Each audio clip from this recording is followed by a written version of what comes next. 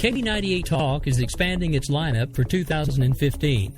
This means we are expanding our advertising base. Whether you're a startup trying to push through to the next level or an established business trying to supplement your advertising budget, web-based advertising is a solid investment. Thanks to Talk's newest partnership with TuneIn Radio and instant access to our sister station, K98 FM, we give you worldwide access at a reasonable cost. Interested parties should email us at sales@k98fm.com. All right, folks, this is Rick Robinson, Programming Director here at K98Talk.com. Sadly, due to some maintenance and some other things that are going on, not to mention the fact that we've kind of got some sketchy weather going on in my area again, America Off the Rails will not be live this evening. And unfortunately, due to unforeseen circumstances, JD and Stacey will not be live with us tonight either. I'll let them explain when they come back. I'm not going to say anything on the air. It's nothing bad. It's nothing bad. I just got notified today that something came up. So what we're going to do, because we're so glad we have them here, and I hope you guys like having them here as well, I actually am going to be taking a backseat for the night. But what I am going to do is bring you 5 episodes back to back to back to back to back to back of JD and Stacey. Both their Sunday show and the Tuesday and Thursday show, and then a couple of episodes one episode where they filled in for me, the first episode we did together where they actually sat in with me on Off the Rails. Then we're going to cap it off with the piece de resistance for us here at Talk lately, Grouchy's interview with Ambassador Bolton. So for the next roughly 5 hours, we will keep you hopefully informed, entertained, and in case you haven't had a chance to check these folks out yet, I would strongly recommend that you do so now. All right, so without further ado, here are JD and Stacey, 2 of the newest editions on K98 Talk, and hopefully we'll have another announcement for you coming really, really soon. I promise you'll want to hang around for that one too.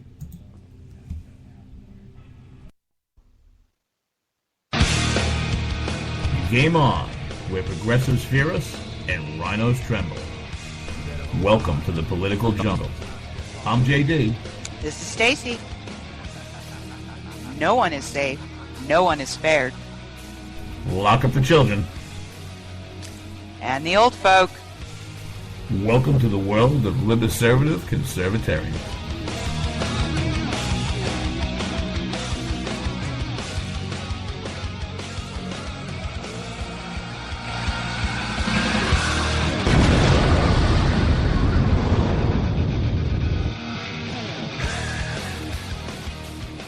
Good evening, everyone. Tuesday night, whatever the hell, May 20, 2015 this is, 10 p.m. Eastern Standard Time. It's JD and Stacey here on K98 Talk for Game On. Everybody, right now, get over to K98Talk.com. Say hello to the pretty Stacey in the chat room. Welcome everybody back from a long, long Memorial Day weekend. We'd like to welcome back Ricky Tikki Tavi, Rick Robinson, baby, and Grouchy, host of the Conservative Curmudgeon. You can catch his show here on K98 Talk Wednesday nights, 8 p.m. Eastern Standard Time. Where am I welcoming him back from?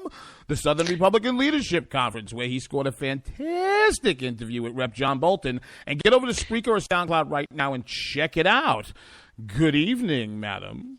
Good evening, JD. And let's not send him over there right now. Can we send him over there after the show? Yeah, no, listen to us now. Yeah.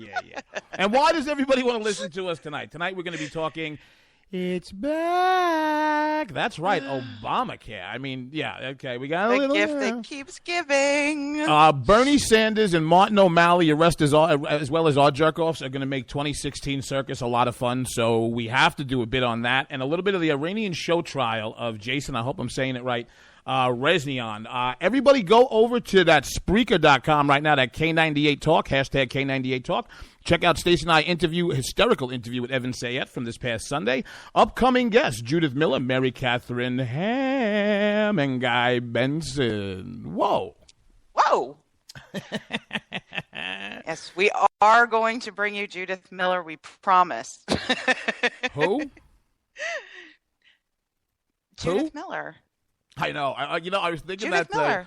I'm like, there is some point where we're going to have to stop teasing her. Yeah, I know. We will. They're going to say, hey. It's gonna be a dump or get off the pot moment. Yeah, I know. Oh, but before we get into the topics of the night, everybody, this is what happened to the Obama administration and the DOJ fighting the amnesty injunction. Oh, yeah, they lost. Yay! What does that mean? Before we go into our major target, this is the part of the show where I start to stutter because I haven't done my drugs yet. I do the drugs after the first commercial break. Yeah. Okay.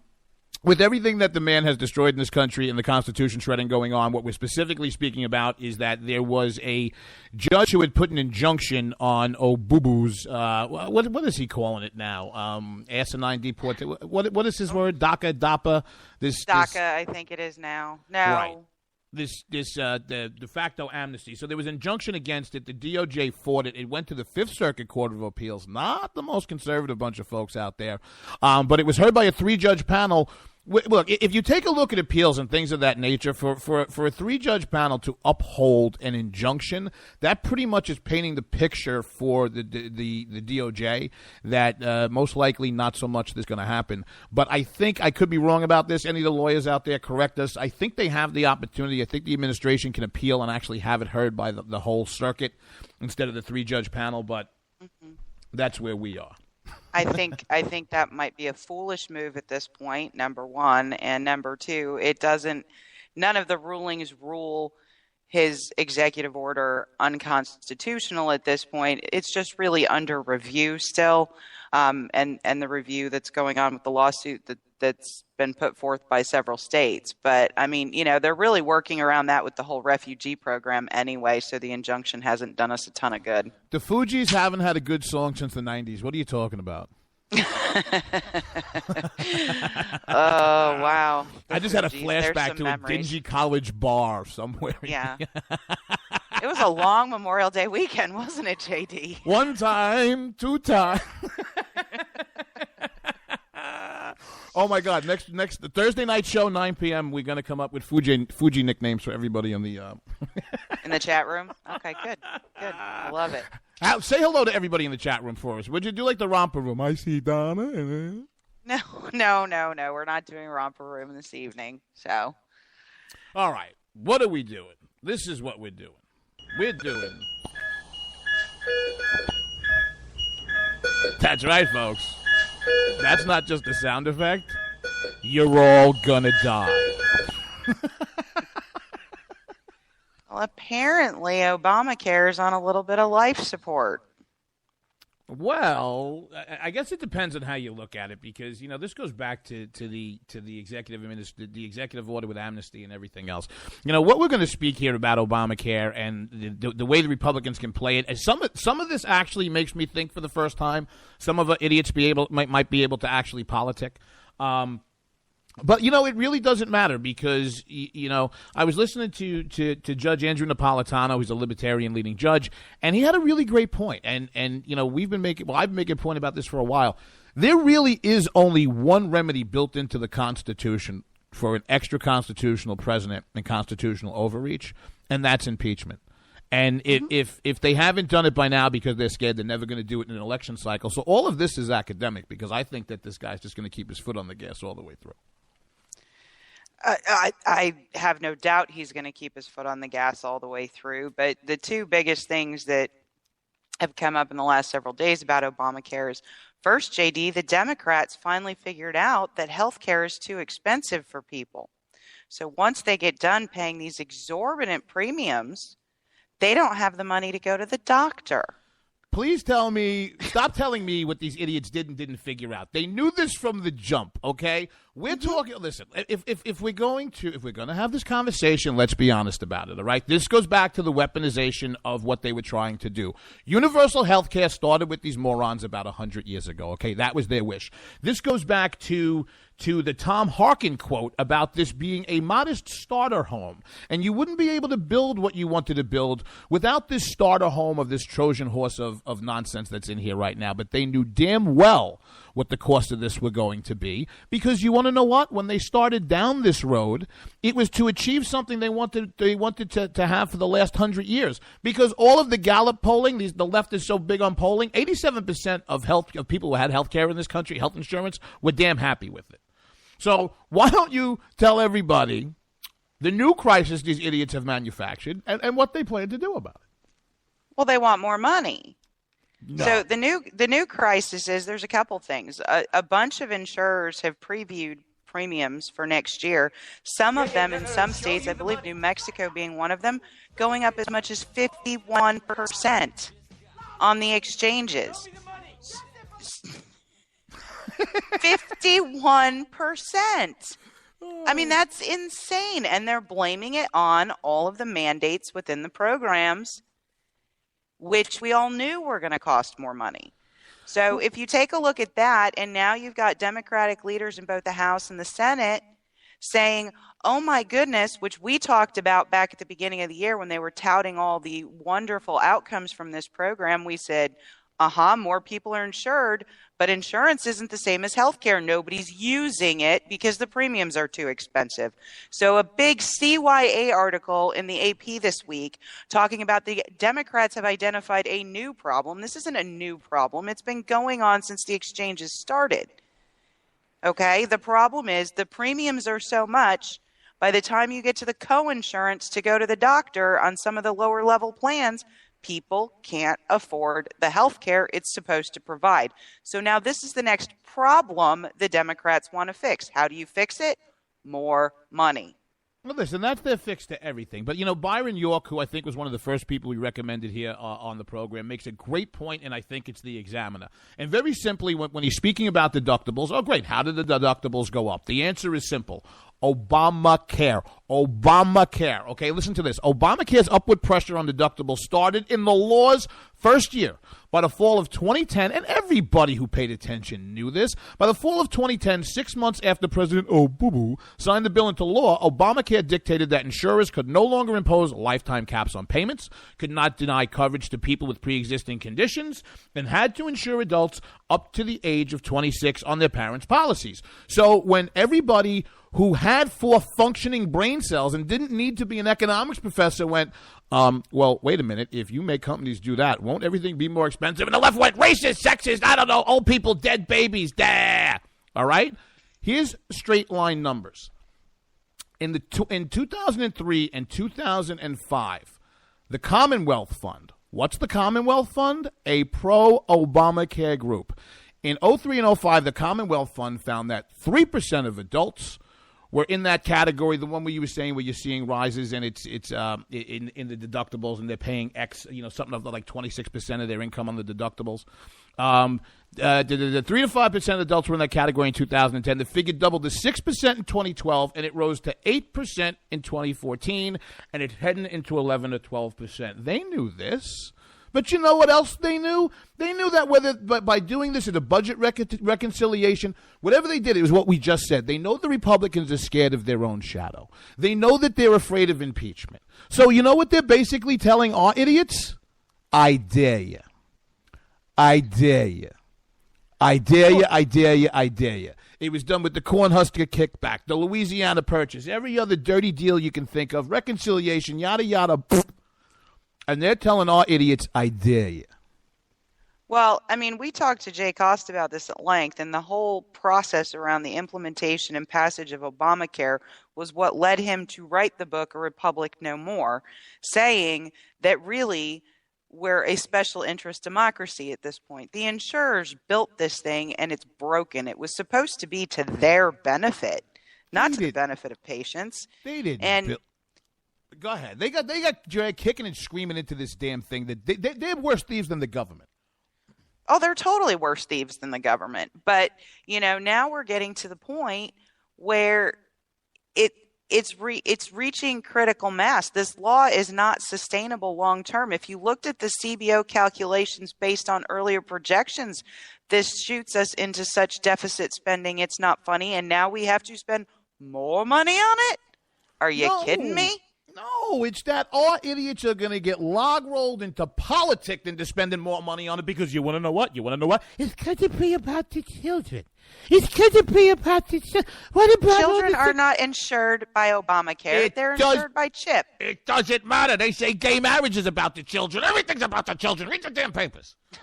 But I don't read the papers just for that reason. It makes no sense. But that's the whole point. It doesn't have to make sense. A narrative has to take hold. Look. There was an article in Politico, but you know what? Do you know what kind of week I'm having, and it's almost Tuesday? I swear You're to reading God. Politico? No. Well, no, we have to do show prep. Like, we read everything. But no, I was going to say there was a great article in Politico today by Health Care. No, that was actually the heading and the topic. The article is actually by Jennifer Abercorn and Rachel Blade. Is it 11 o'clock yet? And up front in the piece, they actually made a point that I am torn on. And it makes me think that maybe our guys know how to politic, because there are things to go back and forth and really throw up in your mouth about, and other things to say, should we play a long game like the Dems do? Basically, this has to do with the proposal by Senator Ron Johnson out of Wisconsin. So the teaser in it says, Senate GOP prepared to replace Obamacare subsidies, right? So what do we say? Okay, they're afraid to hear about the children. So if you're replacing them and you're calling them tax credits, what does it matter? If it's all coming out of the same pool, what does it matter? However, Johnson has a very interesting plan. He would restore subsidy. The bill would restore subsidies for current Obamacare enrollees through September of 2017, which made me break the first device I was reading it on. So about 10 minutes later, after I booted up the laptop to finish reading it, even though it restores subsidies to 2017, the administration would have to agree to the repeal of Obamacare's individual and employer mandates and insurance coverage requirements. Oh, good God. Did somebody learn how to log roll over the Memorial Day weekend? Well, I mean, the point is this is the signature legislation. Obama's going to veto anything that looks like that. But now go to the politics of it. Go to the politics of it. You want to know why? Let Obubu veto whatever he wants. He is now putting the Democratic Party in the position to tell people, your subsidies are going bye-bye because I don't like the changes they're making to my baby, which none of you understand anyway. Mm-hmm. So, I don't know. I still think he would win the politic on that, because you got to take a look at what then effectively happens in 2017. The program has been dismantled. Once you take those subsidies away, there is no more Obamacare. Until the idiots in Washington decide we're going to print money. I'd rather see the mandates go away and have it fall apart. I don't trust funding. Let me tell you something. I don't trust getting rid of a government program by defunding it if we had a Republican president, a veto-proof majority in the Senate, and a supermajority in the House. I don't. But I just don't. I think these guys are idiots. I mean, even going into this, all right, so here's the other catch-22 of this article. That's not a half-bad idea by Ron Johnson. You want to know what? There are 5,963 other plans between the House and Senate they're all trying to get behind. Oh, you can't but have of course. You can't get two congressmen in a room to agree on a pizza topping. No, but when you take a look at it, right, what is the incentive for them to dismantle anything? Who? Already? Okay. Well, when you take a look at it, the Democrats, remember, they passed the law. You know, Nancy Pelosi famously said, we have to pass the law to find out what's in it. Well, now we've taken a good hard look at it, and we know all of these people are not eligible for subsidies. And Gruber told us why. He told us why. It was intentionally put into the bill so that states would develop their own exchanges. He was on video recorded having said that. They don't. That didn't happen, and now it's a Republican problem. Excuse me? Listen, you go to the you go to the great Nancy Pelosi quote. Have you ever heard her husband's very famous quote? No, do I want to? I can't believe I wake up to this every morning. Good God, give me cancer now. But, I mean, all right, so here's another happy flip side, and this is where you start going into the House, where, look, I don't mind the muckraking in the House, so long as it can be controlled. I don't think Boehner's the guy. For those of you who agree with me, go to gohconservative.com and go give Louis Gomez PAC some money, please, so we can get rid of these morons. But here, this goes deeper in the political piece. Several House Republicans insist that a ruling against the subsidy, this is basically the King versus Burwell. Is it Burwell-King or King v. Burwell? It's the case that's before the Supremes right now regarding the subsidies and the language of the law. that a ruling against the subsidies would force a new debate on the entire health care reform law. Look, I don't know how there's a debate. I don't remember if there was a debate. Well, it wasn't. Many House Republicans are focused on replacement plans, now plans plural is where we're getting into trouble, that would issue tax credits instead of Obamacare's tax subsidies to help consumers' insurance. You got Paul Ryan's got one out of Ways and Means. John Klein, Republican in Minnesota's got one. One of the guys in your neck of the woods is I don't know if Tom Price is your guy or not. He's a Republican out of Georgia. They all have similar principles, but there was a really good point. This is Rep. John Fleming of Louisiana brought this up. Louisiana, oh man, just as a sidebar, anybody who hasn't seen Oh Brother Where Art Thou go say, oh Lord, yes, came and sang into yonder can. Anyway, Rep. John Fleming of Louisiana, we do get into a little trouble on the messaging because people say, what is the difference between that and what we're already doing? Whether you continue subsidies or you use tax credits, they're all tax credit programs one way or another. You got 30 seconds, lady, tie it up. Well, I guess I don't see a fundamental difference in the messaging. Tax credits, it's the earned income credit. How many arguments do we get into over that? It's, again, the redistribution of income any way you look at it and reliance on healthy people to subsidize the sick. And that's what the mandates buy you. Bayou like Louisiana Bayou, but all right. You want to know what? Obamacare is something we're going to keep coming back to. Here with JD and Stacey on Game On K98 Talk. Get over to K98Talk.com right now. Get in the chat room. Say hi to Stacey, and we'll see you in 3.5 minutes.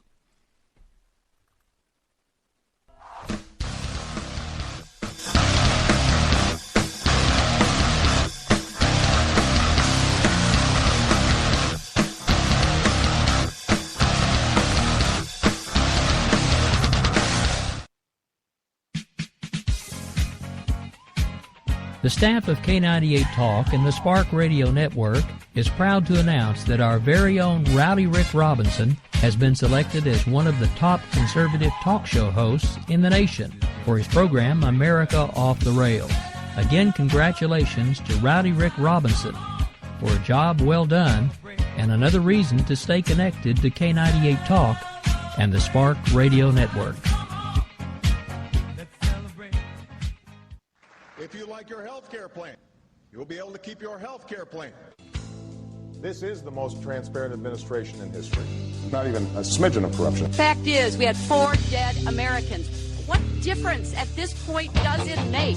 If you got a business, you didn't build that. The feeling most people get when they hear Barack Obama's speech, I felt this thrill going up my leg. I don't have that too often. Steady.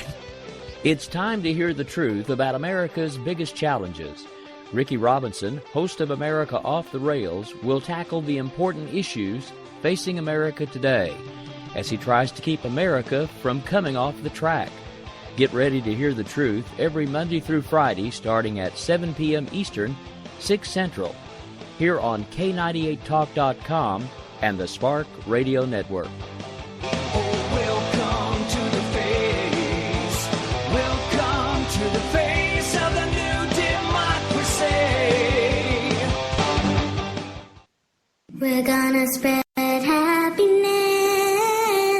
We're gonna spread freedom.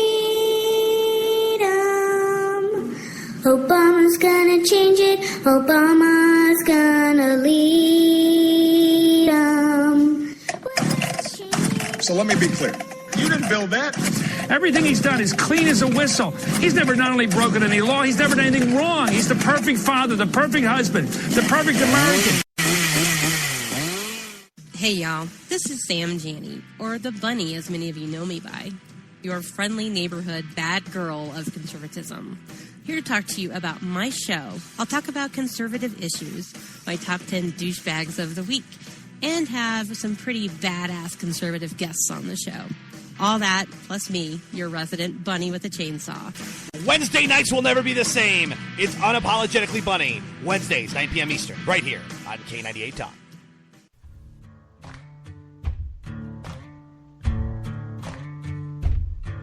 K98Talk.com, a leader in internet radio.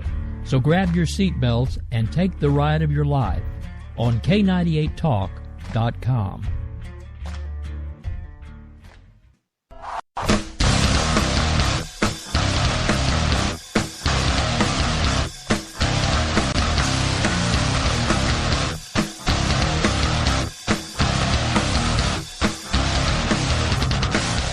Welcome back to Game On here with JD and Stacey on K98 Talk. Get yourself over to that K98Talk.com right now. Get in that chat room. Talk to Stacey. How's the mayhem over there? Or is it quiet discourse like the other night when everybody got upset with me? They did ask if you were on mushrooms earlier, but I told them no. So you lied. What did I do in the first segment that got a mushroom comment? I'm not exactly sure, but it must have been something.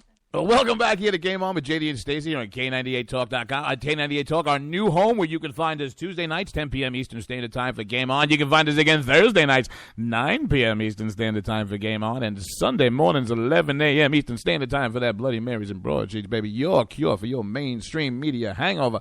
As always, get over to Spreaker.com. Download the app on your phone or your tablet. Go to K98 Talk. Check out the catalog of great shows. Everything JD and Stacey have done. You can do hashtag K98 Talk. It's going to bring you right there, baby. Get over to that SoundCloud.com/ what is it, JD-Stacey. Go listen to our songs. Go do all sorts of stuff. We're going to talk about 2016 right now. Wow. And it's big. Well, that's how we know it's 2016, right? Mm-hmm.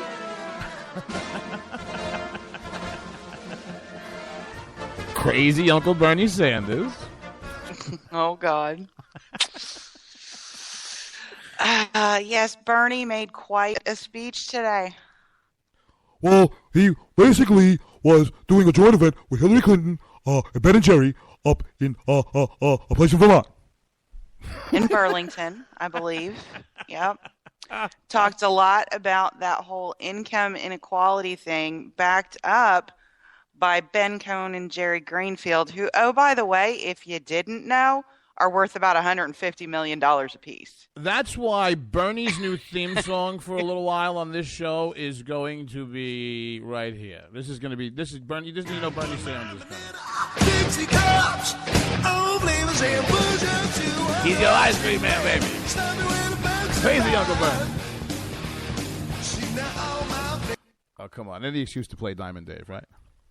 Any excuse at all. But I mean, so you have Ben and Jerry standing there. First of all, I don't get Bernie Sanders at all. Okay? Are you kidding me? He's the most honest person running for president.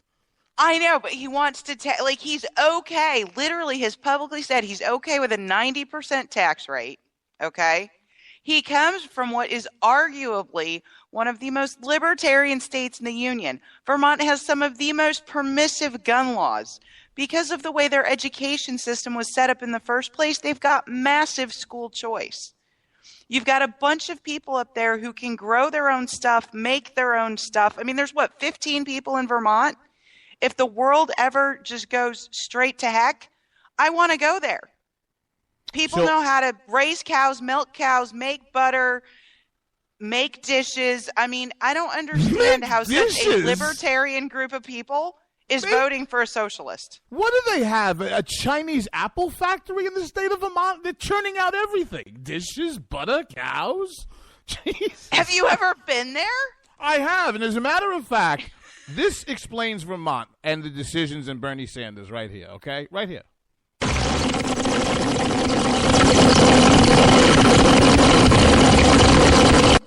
Because on top of all the great things you've enumerated, Vermont is one giant bong hit sometimes. Well, I'm not saying they probably don't rival California in terms of the percentage of total pot production in the U.S., okay? But what I'm saying is there are people who come together as a community when somebody's in trouble because they can, not because they have to. But, I mean, he's a socialist. Well, wait a minute. See, this and by the way, before this gets taken out of context, I am not a Bernie Sanders supporter. But I'm telling you, he's the most Are you honest. Sure? I got to tell you. Yes, you want to know why, damn it? I'll tell you why. You want to know why? Because every one of our idiots, whether it's Boehner or McConnell or the rest of the leadership or anybody else that I've had to put up with, for the last 6 years. Every one of them has been campaigning since they've been in office since 1906. I'm a conservative, and I'm for smaller government and less taxes, and smaller government and less taxes. And what happened? What happened within the last 6 years? They let the top marginal income tax rate go up to almost 40%. And that's before state, and that's before local. You want to know something? At least Bernie Sanders comes out and goes, listen, I'm crazy, and it's never going to happen. But he wants a 90% income tax rate, and he says it. So I'm not supporting Bernie Sanders, but you want to know something? He's going to be more. I'll tell you what. I guarantee you that Bernie Sanders is more effective in the Democratic primary in getting his issues out in front and pulling the primary electorate further to the left than any of our conservative second and third tier candidates will be at pulling our guys to the right. Mark my words. No, I don't disagree. He's definitely pandering the Warren vote, without a doubt. I mean, for the folks who believe, as I believe, that Lizzie Pocahontas isn't going to run, steak dinner time? You know, steak dinner's still there. I think the medicine man in the background disagrees with you. But, I'm sorry.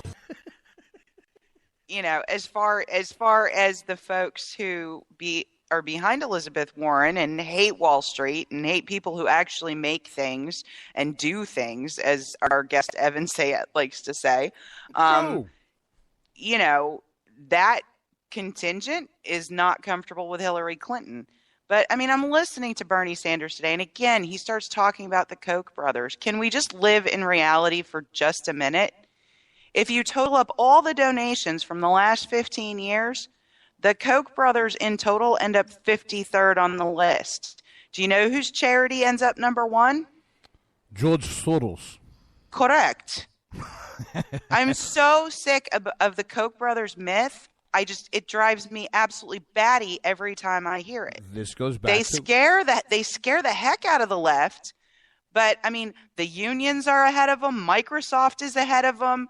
ActBlue is ahead of them. I mean, there's 52 agencies and private individuals on the list before you ever find a Koch brother. But, Stacey, this goes back to what we were saying before. This goes back to the Republican Party being out-consulted and not knowing how to politic and not weaponizing their own fight. Because you want to know something? Very openly, extraordinarily openly, Sanders' advisors are going around saying that they think he can be viewed as a legitimate candidate if he raises $50 million ahead of the first-round primary contest in Iowa, New Hampshire, South Carolina, and Nevada. And before anybody out there dies of laughter, I want you to think about who Stacey said was the top giver and the top 50 before you started getting to the conservatives. It was George Soros, who has tentacles and funds and think tanks and money funneled in ways that would make Bill Clinton blush. And the reason that I say our guys have got to learn how to play this game because Bernie Sanders, in his announced speech, said, quote, I don't do these fundraisers for $100,000 apiece or $10,000, unquote, said the Vermont senator, a self-described independent socialist. Skip down, and his advisors are talking about the possibility and probability of raising $50 million. The Sanders goal of $50 million is still a big number. So I'm glad that's still a big number in D.C. Getting there will involve an unprecedented reliance on small dollar fundraising through the interwebs. Well, that's never happened before. Oh, wait a minute. Yes, it did 6 years ago. Obama. Mm-hmm. I'm not saying Sanders is going to win the nomination, but what I'm saying is we allow a narrative to take hold that these people are just for the good of humanity, and everything they do is sainted and blessed from on high because they're the ones that are here to steward and save everything else, and it's nothing but a bunch of garbage because, like I said, the guy's openly talking about a 90% tax rate. I called him the most honest man running for president, and he still is going to hide the fact that he needs $50 million that he thinks he can raise. And meanwhile, our idiots are out there threading needles, splitting babies, relitigating the Iraq War from 2003. And what did I say when I was a Milwaukee alderman back in 1972? For the love of God, learn how to play politics. You keep banging them, and they're not getting any better at it. I'm going to tell you, I'm going to slap a bitch. That's it. I think he definitely has set the rules for his campaign. It is not going to be a negative campaign. He's going to talk about the things that are important to him, which are income inequality, campaign finance, and climate change. Nothing about foreign policy, nothing about national defense, nothing. Okay, but what he did make a big stink, please excuse the pun, about today was the fact that we have 23 brands of aerosol deodorant and children are still hungry. So what I didn't understand about that whole line of thinking was how reducing the number of deodorants that are produced is going to make fewer children hungry. But I mean, he's kind of a little bit of a wacko, JD. No, okay. You want to know what? I was waiting for that segue, okay? Because I want to paint everybody in the audience this picture. You just had a big to-do. Congratulations, second one out the door. Woohoo! Graduation. You had friends. You had family. You had your kids' friends and their and their friends and the Ben and Jerry. Yeah. Exactly. Ben and Jerry. You had a bong. There was ice cream in the bong. It was an ice cream bong. But everybody does. And my family more specifically, because I love my family, but they're crazy. And every family has a really good crazy relative, right? So I want everybody right now to close your eyes. Everybody get in their mind's eye right now. And I want you to think, whether it's current time or 30 years ago when you were younger, I want you to think about your most ape crazy relative that would sit at a family dinner table in mixed company and just say insane things. You know, somebody be like, "Oh, Dolores, this roast is wonderful, and what a lovely holiday for the children. Do you know I used to run over midgets with a tractor when I was a you know?" Okay. You know what the difference between that family member and Bernie Sanders is? Bernie Sanders One's a senator? No. Bernie Sanders is going to raise $50 million on top of free media and have a platform to be crazy. And your average person is going to go, wait a second, this guy's got campaign commercials. He's on the TV. He can't be crazy. I'm telling you, don't short sell the effectiveness of idiocy. It's gotten me this far. Well, you know, my mother just mentioned my craziest relative in the chat room. That was great. Okay, so you have to tell her that chat rooms are not an inside voice. Now everybody knows. That's why I said to everybody, pick. Now everybody knows who my craziest relative is. Anyway, is it you? No, it's actually not me. Although maybe it's generational. Maybe I can be next. But in all seriousness, yes, he's going to have a platform. Yes, I think he is going to drag the Democrats further left and Hillary further left. I mean, one of his big mantras today was the trade agreement. He is coming out 100% against it, same as Warren has, and Hillary's sitting there teeter-tottering. She's not exactly sure what to do. You know, I think the narrative is going to work with that contingent of voters. Now I'm kind of wondering who or what space Mr. O'Malley is going to fill, because I hear he's got an announcement coming on Saturday, I believe. What a wonderful segue. O'Malley is going to announce Saturday, and for anybody who cares, and if you do, lose my phone number. George Pataki's announcing on Thursday. Ugh. Anybody in this audience who heard that and cares, don't ever talk to me again. Okay? Here's the George Pataki segment. But okay, and for those of you who didn't know, George Pataki is the former governor of New York. JD, being a lifelong resident, has a few feelings about that. George Pataki makes Alan Combs look like Arnold Schwarzenegger. Okay, you think Alan Combs with a milquetoast? George, there used to be a Republican Party in the state of New York. Basically, George Pataki came in. He was very nice. My sainted grandmother, who is now, since passed on, swore the man's name was Patakis. He sucked. He lost. Skelos went to jail. There's no Republican Party in New York. Now, Martin O'Malley. Anybody who is interested, I actually found a piece. I'm not sure if this is, I think that this is a liberal site. It's called the Fiscal Times. And it was today. The article is actually by a guy named Brian Snyder, who also writes for Reuters. Kind of went through O'Malley's bio, a few other things, but what really caught my attention, and this is coming from the left. They think that Martin O'Malley will be staking out ground to the left of Hillary Clinton. To me, I think he should run in the centrist, who who they calling Hillary, who is generally a centrist Democrat, but to the right of Sanders, an avowed socialist who isn't even an actual member of the Democratic Party. Now, if you want to know who Martin O'Malley is, he came on the scene volunteering for the Gary Hart campaign in 82. He worked for Senator Barbara Mikulski's campaign in 86. He was Baltimore mayor. Now, then he became governor. This gets good. He is known and praised by liberals. Do you know what for? His work on reducing crime in the city of Baltimore. The man left office in 2014. Well, you saw the news on Baltimore this week. What, the Memorial They've had Day more Madness? murders so far year to date than they have since 1999. Well, listen, go hard or go home. If you're going to do something, do it right. You know, I mean, excuse me for using a really bad analogy, but, you know, Baltimore is a flaming mess right now. No. Yeah. And No. Maryland itself. Chris Rock still sums it up best, without a doubt. Grand opening, grand closing. That's Baltimore. A minute left. Tell us what this gives us with 2016.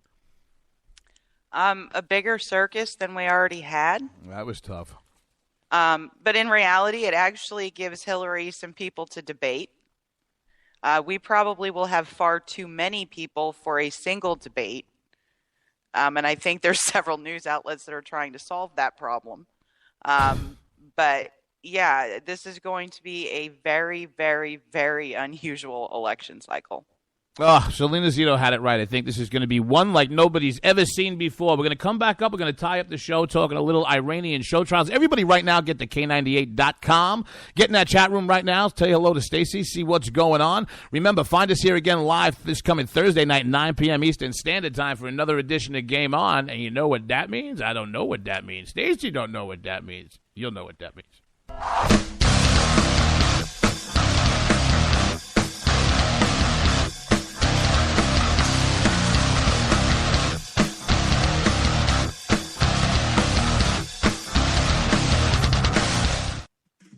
Hey everybody, this is Jason, host of According to Me.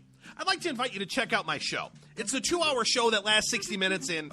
Listen, I hate to interrupt, but one thing I can do is read off a script. Just say, let me be clear a lot. It works. President Obama, I can handle this. It's a radio promo. I'm not green. I've done this before. Did someone say green? Now, Al Gore is here. Listen, I'm just trying to record a radio promo. Do you mind? Now, do you say good things about me on the show? No, not at all. But if it makes you feel any better, I rip on Republicans just as much. The AM radio frequencies give off very high levels of radiation. Look, my show is on the internet, which you invented. Can I just do my promo? I got a pen. I can veto that, you know. I know you got a pen. It's not a law. It's a radio promo. Listen, just listen to my show. Barack Obama and Al Gore hate it, so you're going to love it. Here's an executive order. Don't listen to his show. He doesn't like me. He's racist. And he doesn't recycle either. That's it. I'm done. It's According to Me, Wednesdays, 10 p.m. Eastern, right here on K98 Talk.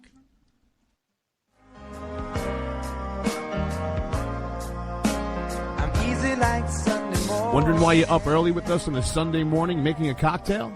News lately got you drinking? Hung over from the mainstream media by Sunday? We are, and we got you covered. We sure do. We got your hangover cure for those weekly news blues. So sit back, top off your mimosa, and add some Baileys to that coffee. Take a match to your copy of the New York Times. Light, funny, and oh yeah, news with booze. And a lot of laughter. Welcome to Bloody Marys and Broadsheets. If it's Sunday, it's Bloody Marys and Broadsheets. We're your cure from your weekly news hangover. We will never fully understand what we've asked of our military service members or their families, asking them to put themselves in harm's way, to endure it all. But we do understand that it's our turn, our duty, to keep them secure for the rest of their lives. Wounded Warrior Project long-term support programs help our most severely ill or injured veterans live independently, at no cost, for life, so that they might stand at ease. Join us at findwwp.org. K98 Talk is expanding its lineup for 2015. This means we are expanding our advertising base.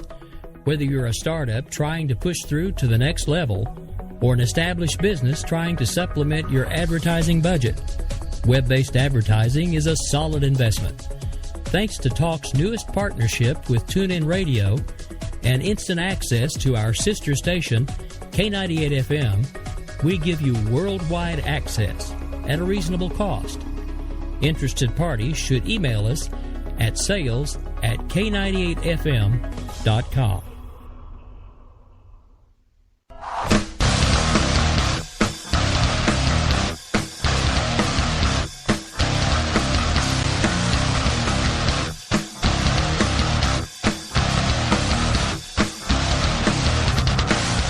Welcome back to Game On here with JD and Stacey on K98 Talk, bringing you into the top of the 11 o'clock hour. Thank you, old listeners, new listeners, everybody in between. For the new K98 Talk family, you can find us here Tuesday nights, 10 p.m. Eastern Standard Time for Game On. Thursday nights, 9 p.m. Eastern Standard Time for Game On. Sunday morning, 11 a.m. Eastern Standard Time. Moisey for that Bloody Marys and broadsheets, baby. Your cure for your mainstream media hangover. Make sure you get over to Spreaker.com or download the app. Go over to K98 Talk or to hashtag K98 Talk. Go find TCC Grouchy, the conservative curmudgeon's fantastic interview with Ambassador John Bolton. The man should run for emperor for life. And as always, get over to SoundCloud.com/JD-Stacey and check out them downloads of them Third Rail Ramblers, baby. One of the best conservative parody bands in the business. Is they not? Absolutely. Love their parody songs. Oh, yes, Micey. We use them because we got to stay ahead of that competition. We use them because our audience loves them. Oh, my God. Who doesn't, though? We're talking about that 2 cent a gallon out of Donovan, baby. If you can't laugh, you'll cry. Honestly, if you can't laugh, just go step in front of a bus while it's moving. So who are we talking about now, JD? I'm going to get his name wrong. No, but it has to do with the people we actually went a whole show without discussing on Sunday. We were thrilled. Durka. Yes, and what do the... Durka. What do they want, Scotzo? Virgin. Thank you, Scotzo. Yes. Do we have to pay Scotzo? The guy's been dead for 20 years, and I feel like he's a part of the show. He is a part of the show. He's very important to the show. Your royalty checks are coming because we have to talk about the Durkas. What competition? Yeah. I hear you, boss. Moisey. I was looking for a 2-show win, and we just couldn't get there. I'm going to tell you something. We're going to be in these mud hut, goat herding, ass rock wiping, backward 4th century. Yeah, for a while, and look. Well, according to an article today, Obama and his erstwhile press secretary, joshing earnestly, clearly stated to the American public that actually the full pushback on ISIS cannot possibly happen until the next president's administration. Of course. let me tell you something. Josh Earnest saying we're beating ISIS and I swear I'll pull out have got to be running neck and neck for the biggest lies of 2014. Yeah, I mean, the article was so well worded and crafted, it almost sounded like it made sense until you realized it didn't. Basically, you had the new Secretary of Defense coming out and saying, oh, well, those guys in Ramadi just ran away, so they had to fix that, because that wasn't the right thing to say. It seems like Obama has a lot of problems with his defense secretaries running off the reservation. Was that racist? No, only if you're Liz Warren. Let me tell you something. I don't think that he has a problem with his defense secretaries going off the reservation. I think he has a problem with defense secretaries. I think that this is a man who, on top of fundamentally wanting to transform the United States of America, honestly sees the United States military as a glorified GMO. Or some extension of the Peace Corps where the M16s would be put to better use if they were hanging and drying dirty laundry of those just misunderstood people in the third world. Am I advocating for 250,000 troops on the ground? No. Am I advocating for troops on the ground anywhere? No. No, I don't like war. And as a matter of fact, every morning when I get up, I go outside, I feed my unicorn, I walk on water, and I jump up to the sky and slide down a rainbow. And I'm thankful that we don't have war in this. Oh, wait a minute. You have to recognize your threats. I honestly think that this man is so ideological and political that he has such a long view of history and such an inflated sense of himself that I honestly think that for him to actually get the Middle East to the point that it's in, and for the blowback that this is going to visit back on us in 10 or 15 years from now for not having dealt with it, and when we have another 300,000 troops on the ground and we have to send another 10,000 flags to mothers who never should have had to send their kids out there in the first place, he's going to turn around and say, well, historically, if you look out of it, none of the, you know what I'm saying? I mean, to them, the end game and the ability, the disgrace that this man, did you see his comments on Memorial Day? Yeah. We're there to remember the fallen. It was a litany of how he hasn't had us in any troops on the ground wars in 2014. Yep. Don't you feel Yeah, so? well, you know, he gave up a round of golf to do that speech, JD.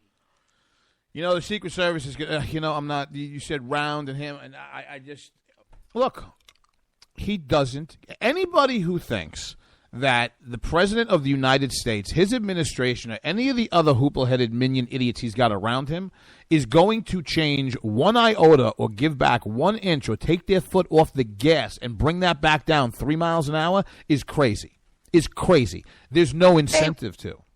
They went to the commencement speeches at the Coast Guard Academy and the U.S. Naval Academy and told our cadets that climate change is the biggest threat they face. Weather. This is what I find interesting. There is a gentleman by the name of Jason, I hope I'm saying this right, I think Rezian. He's an American-Iranian journalist currently employed at the Washington Post as the bureau chief in Iran. On July 22nd of 2014, Iranian authorities raided the Tehran residence of Rezan and his wife, took the couple into custody. His wife, who was also a journalist, was released on October 6. Rezan remains in custody at Evin Prison, a detention center in Tehran known for housing political prisoners and intellectuals. After 9 months of speculation, it was made public on April 20th, 2015, that Iranian authorities have indicted Rezan on 4 charges, including espionage and propaganda against the establishment. Why do I bring this up?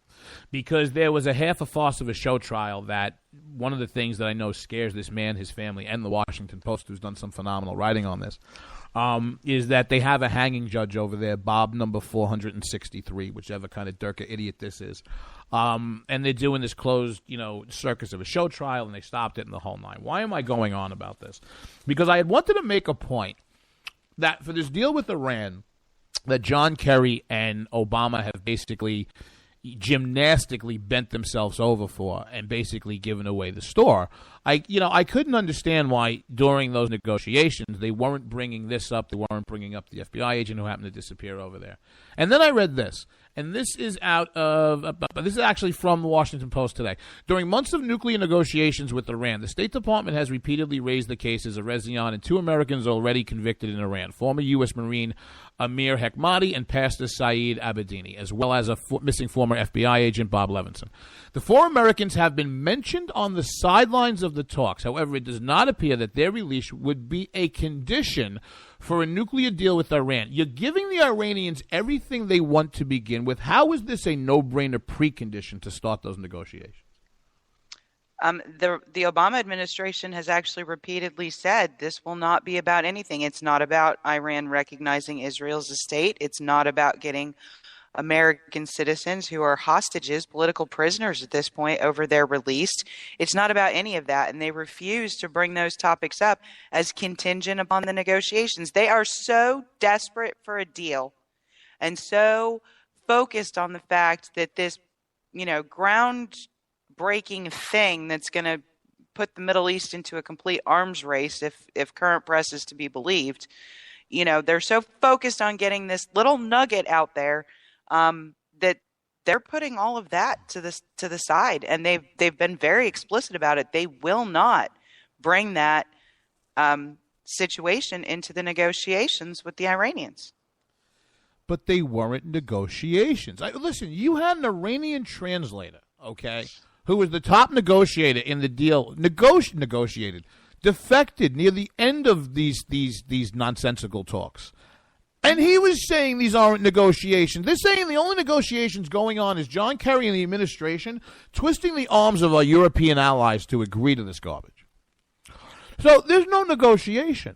So to my mind, I mean, is this man so afraid at the appearance of I don't understand. I don't know whether it is he is so afraid at the appearance of this country exercising military power, or unless he really doesn't care and his social justice warrior mentality of the world mandates that he must dial back the ability this country has. And I don't even know. But if you go back to the moral relativism, right, that Evan Sayet has talked about and we've all talked about that goes on in the press, nothing is really any more wrong than anything else. It's just a different worldview. So if you take that very progressive liberal mindset, you're just looking at Iran as folks who see things differently than we do. It's not any better or any worse. And if you look at all of the press and all of the discussion around ISIS and around some of the really nasty players in the Middle East and around Iran, there is no judgment on the way they behave by this administration. No. But look, this... I don't think so much that they bent over to give the store away just so that they could get a deal. I think that this was half thought about going in. You have got to look, and again, I'm not advocating, a large scale invasion back into the Middle East, but it's not just the nuclear deal. We are ceding hegemony we've had in that region of the world for the past 40 or 50 years. Now you can argue whether or not that's a good thing, but look. Until the world runs on unicorn farts and rainbow dew, petroleum and fossil-based fuels are what runs the world and runs this economy. And feckless and bad as in the toilet as it is, it's still the largest and strongest economy on the face of the earth. We're getting to a point where the inmates are running the asylum, and you're starting to hear what are basically environmentalist-type prescriptions for the economy. It doesn't work that way. And you want to know what? Whether it was the Marine Andrew Tamarisi who festered away down in that jail cell in Mexico until they sprung him, or whether it's the Washington Post journalist, or whether it's the missing FBI agent, or whether it's anybody else in this country. Anybody right now who's living in this country and wants to know what your government thinks about you, your citizenship and your life's worth abroad is very much as a Roman citizen at the decline and the end of the Roman Empire, when citizenship didn't mean much. I'm old enough to remember, and I'm a young man, of being in this country when it was like the original Roman days, where being a U.S. citizen, no matter who was president, really mattered. And you want to know something? It just doesn't anymore. But that's why you and I are here. Ain't that right, baby? I guess so. But, I mean, it's just watching what happened to Tamarisi and watching what is happening to those 4 gentlemen over in Iran. You think about what happened, and you remember it, within hours of Reagan winning the election, what happened? Well, the hostages got released. The hostages got released. Why? Because he'd have done something about it. And they know right now nobody's going to do anything about it. Nope, and I think that is the best place to leave it. That was a very, very quick hour. Everybody out there, thanks for joining us today here on Game On. JD and Stacey here on K98. Join us again Thursday night, 9 p.m., where I think a little sneak peek is going to be a little Clinton shenanigans. Ain't that right? A little Clinton shenanigans. They're doing it again. You got those keys, lady? I do. Let's get it on up out of here. Good. Why don't you tell the nice people what you're doing this week, or where you're going to go? The actual graduation ceremony, and I'm off to a beer festival this weekend, so I'm looking forward for a lot of fun. Fantastic. I never graduated in my entire life as a beer festival. Check me out at Game On JD on the Twitters, and of course, everybody, before Thursday on assorted bar stools, alleyways, houses of ill repute, and places I just shouldn't be. I'll see everybody on Thursday.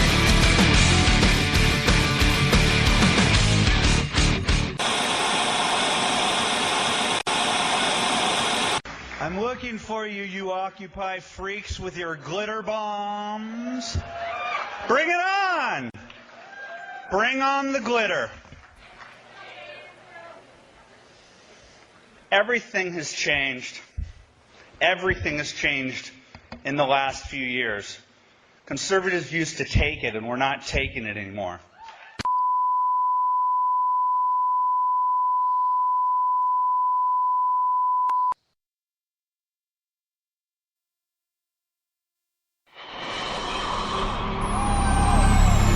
K98 Talk is expanding its lineup for 2015. This means we are expanding our advertising base. Whether you're a startup trying to push through to the next level or an established business trying to supplement your advertising budget, web-based advertising is a solid investment. Thanks to Talk's newest partnership with TuneIn Radio and instant access to our sister station, K98 FM, we give you worldwide access at a reasonable cost. Interested parties should email us at sales@k98fm.com.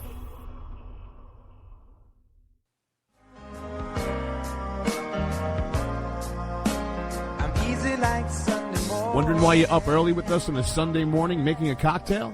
News lately got you drinking? Hungover from the mainstream media by Sunday?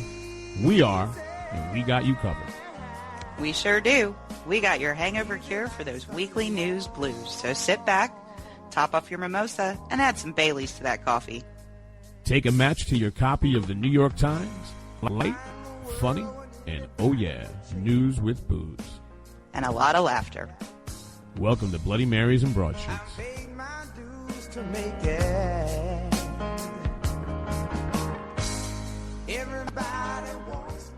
And a good, easy Sunday morning, May 27th, 2015, 11 a.m. Eastern Standard Time here on K98 Talk, which means that it's time for Bloody Marys and Broadsheets, your cure for your mainstream media weekly hangover, baby, with JD and Stacey. We've got a new home here on K98 Talk. We'd like to thank Rick Robinson and the K98 Talk family for having us over here. This is our inaugural episode of Bloody Marys and Broadsheets, which you're going to find live here on K98 Talk every Sunday at 11 a.m. It's not an inaugural episode. It's an inaugural episode here at K98. You can also catch Stacey and I Tuesdays, 10 p.m. Eastern Standard Time on Game On. Nobody is safe, nobody is spared. Politics with an Edge. Second edition of Game On. We do live also Thursday nights at 9 p.m. Eastern Standard Time. It is now my great pleasure to introduce to our new K98 Talk family the inimitable, the beautiful, the brilliant Miss Stacey Lennox. Good morning. Good morning. I'm not sure I can live up to that on a Sunday. Let me put a shot of Bailey's in the coffee and we'll try. How's that? You're going to have to, because over in that household, ladies and gentlemen, I want everybody to stand up and have a very heartfelt round of applause for the second of 3 graduations coming out of your house, correct? Yes. This will be my second child graduating from high school, so freedom is in sight. 1 to go. Lottie-dottie, Lennox likes to potty. Yeah, there you go. Today we are very pleased to bring to you an interview with Evan Sayet, Hollywood's own Evan Sayet, world-renowned conservative comedian. One of the most fun interviews that we've done here in a very long time. Upcoming guests that we're going to have for you here on Bloody Marys and Broadsheets and Game On. We have Judith Miller upcoming, Mary Catherine Ham, Guy Benson. Tonight on Rick's show, or Fridays on Rick's show, we played a Louis Gohmert interview. And please get yourself over to SoundCloud.com/JD-Stacey, STACEY, and find the parody songs from our show's parody band, them Third Rail Ramblers, baby. Yeah, just doing it, getting it done. But right now, it's time for...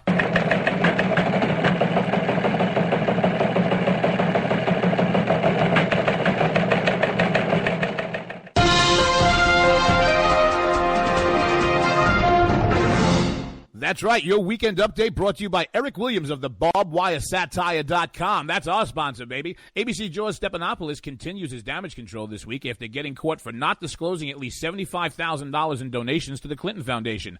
No word yet on whether the revelation will hurt his future at the network, but George has already complained of co-workers referring to him as Brian Williams in the hallways. MSNBC's Ed Schultz was in court this week because he was being sued by an NBC colleague. The judge ruled in Schultz's favor, but this wasn't the only good news for Ed. The 12 jurors in the courtroom have given Schultz the biggest audience he's had in years.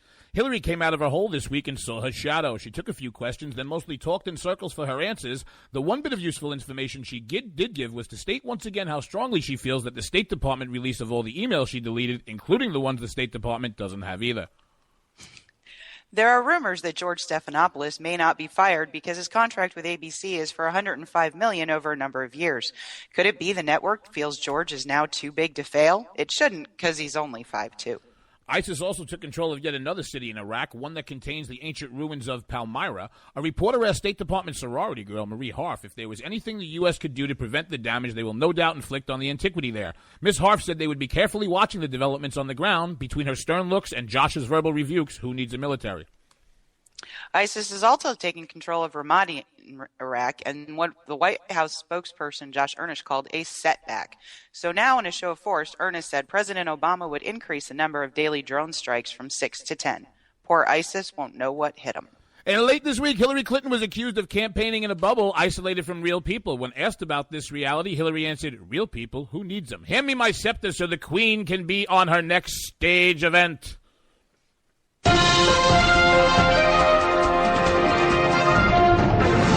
And that's your weekend update brought to you by Eric Williams of the BarbWireSatire.com for that weekend in May 27th, 2015. Now, without further fanfare, further ado, please sit back, put some booze in your coffee and tea, and enjoy Mr. Evan Sayet.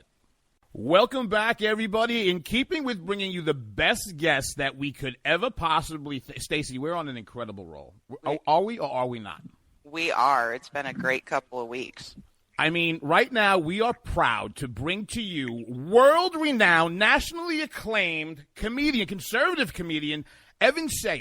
Now, the man is not still alive. I mean, Evan is. However, he is in the same stratosphere as Sam Kinison, and I want everybody to remember this. If Kinison was alive, this is Evan's name. Evan, say it! Say it! Ow! Say it!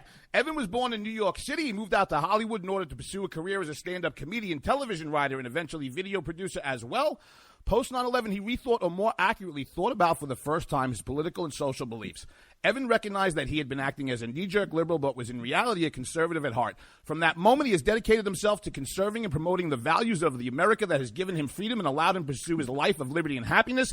In the meantime, Evan has become the nation's leading conservative political comedian, in-demand master of ceremony for Republican conservative events, while at the same time writing the best-selling book, which we're going to talk about today, The Kindergarten Eden, How the Modern Liberal Thinks. That's right, take the shotgun out, shoot the lock off that while I get over to that Amazon, baby. He actually gave a speech once which Andrew Breitbart, I'm going to say this again, Andrew Breitbart called the lecture, quote, one of the 5 most important conservative speeches ever given. He will be playing at Phoenix the May 27th, Chicago June 3rd, Boston June 10th, New York June 14th, and Rush Limbaugh says he's brilliant. Ladies and gentlemen, Mr. Evan Sayet. Oh, God, it sounded to me like it was the end of a commercial and you were just doing the legalese that you had to get through. You didn't have to go through that so quickly. Tell them again. Rush Limbaugh says I'm brilliant. Andrew Breitbart says my speech is one of the 5 most important conservative speeches ever given. My book, The Kindergarten of Eden, How the Modern Liberal Thinks. I don't know if you guys know who Bill Whittle is, but Bill Whittle said it's one of the most important books I've read in the past 10 years. All right, we can go from there. Ladies and gentlemen, I hope you enjoyed our interview with Evan Sayet, and catch us next week on Bloody Marys and Broadsheets. Well, I got to tell you something. I'd be very happy if that's all that was, because I came on to promote stuff. So the rest of it's just how I pay for it. Evan, it's an absolute treat and pleasure to have us back. And that's right, folks. In all seriousness, 2 people who have taglined this man's work are Andrew Breitbart and Rush Limbaugh, 2 people who don't generally tagline people's work. Evan, we are super excited to have you here. Thank you for joining us. We're going to promote a whole – I really want to get into the book that you'd written, The Kindergarten Eden, How the Modern Liberal Thinks. You have some accompanying video, which people can go find at evansayet.com, EVANSAYET.com. In the book, you have a premise that starts with about 4 basic laws of modern liberalism. Indiscriminate. Yeah, I mean, go ahead. Yeah, I'm sorry. Go ahead. No. The speech that you were referring to, the one that Andrew Breitbart called one of the 5 most important ever, and is now by far the most viewed lecture in the Heritage Foundation's entire history. Guys, get this. I mean, first of all, you know me. How ridiculous is that? Ridiculous. I mean, just think about what we were talking about off the air, and now I get there. I mean, my suit and tie, and I'm erudite, and I'm speaking to the Heritage Foundation. And Ronald Reagan used to go there to make policy speeches. Margaret Thatcher had spoken there. And the single most viewed and shared lecture in their entire history is mine. And as soon as it started to go viral, and I'll tell you how quickly it went viral, National Review Online had an article, and it said, "This talk by Evan Sayeth," and they linked to it. "This talk by Evan Sayeth is cramming our inboxes. Please stop sending it." Because everybody was sending it to everybody, because in it I answered a question that boggles our mind, those of us on the right. And that is, how is it and why is it that so many good, smart, decent, loving, caring people, your friends, your neighbors, your colleagues, members of your family, people who reject fact, why do they reject the facts? Why do they reject reason and side with evil at every turn? I'm talking about liberals. Why do they look at the Middle East and see this liberal democracy of Israel surrounded by the most vicious, Hitlerian, homophobic, xenophobic, misogynistic, I do believe just a little bit anti-Semitic ideology of Islam, and decide the reason there's not peace in the Middle East is because a Jew built a house in Jerusalem. But you have to be a moron, right? But our friends aren't morons. Some are, but not that stupid. How do you look at Benghazi and see this well-armed, well-timed, well-coordinated, well-executed mass murder of a visiting ambassador on the anniversary of 9/11 and decide that it was provoked by a video on YouTube that nobody saw that had come out 6 months earlier? You'd have to be a moron. But our friends, our neighbors, our colleagues, they aren't morons. So how do you explain that they reject fact, reject reason, and side good evil? And in that talk, I answered that question in such a way that was so satisfying that this then completely unknown political pundit, because, guys, I wasn't even in politics yet. I was still a television writer. That talk went viral to the point where I just happened to look today. I'm saying I look every day, and it's well over 1 million views. Wow. That's unheard of. And this isn't a 2-minute video of me in a bikini singing about Obama. Thank God. This is a 47-minute. Well, don't say that until you see it.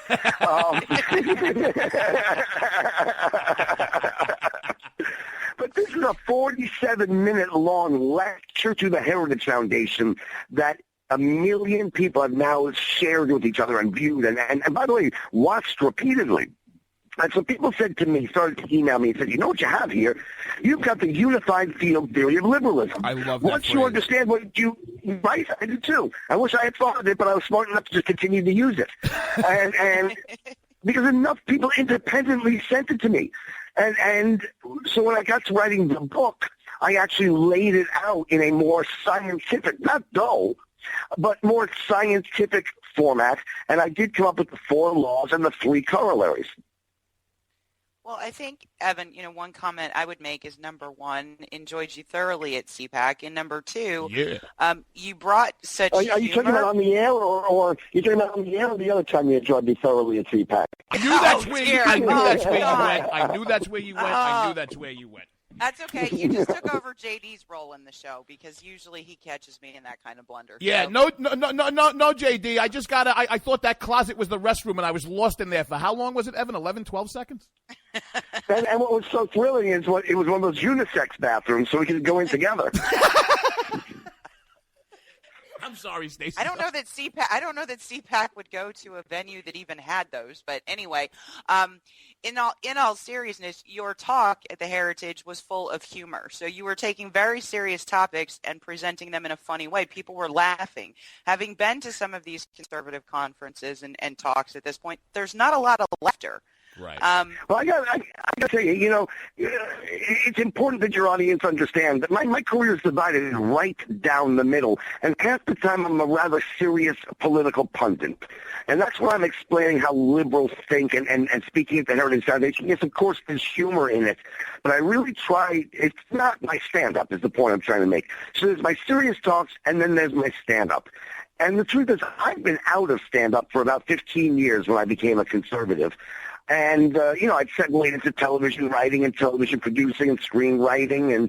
But when I opened my eyes post 9/11 and realized, wait a second, this is a culture war and I better be part of it, I said, what skill do I have? What weapon can I bring to this culture war that the conservatives seem to be missing?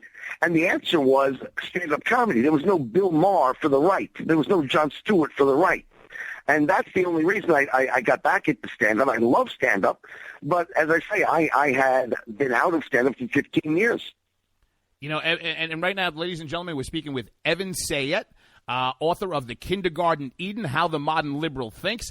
He's going to be playing out in Phoenix May 27th, Chicago June 3rd, Boston June 10th, New York June 14th, evansayet.com, Sayet.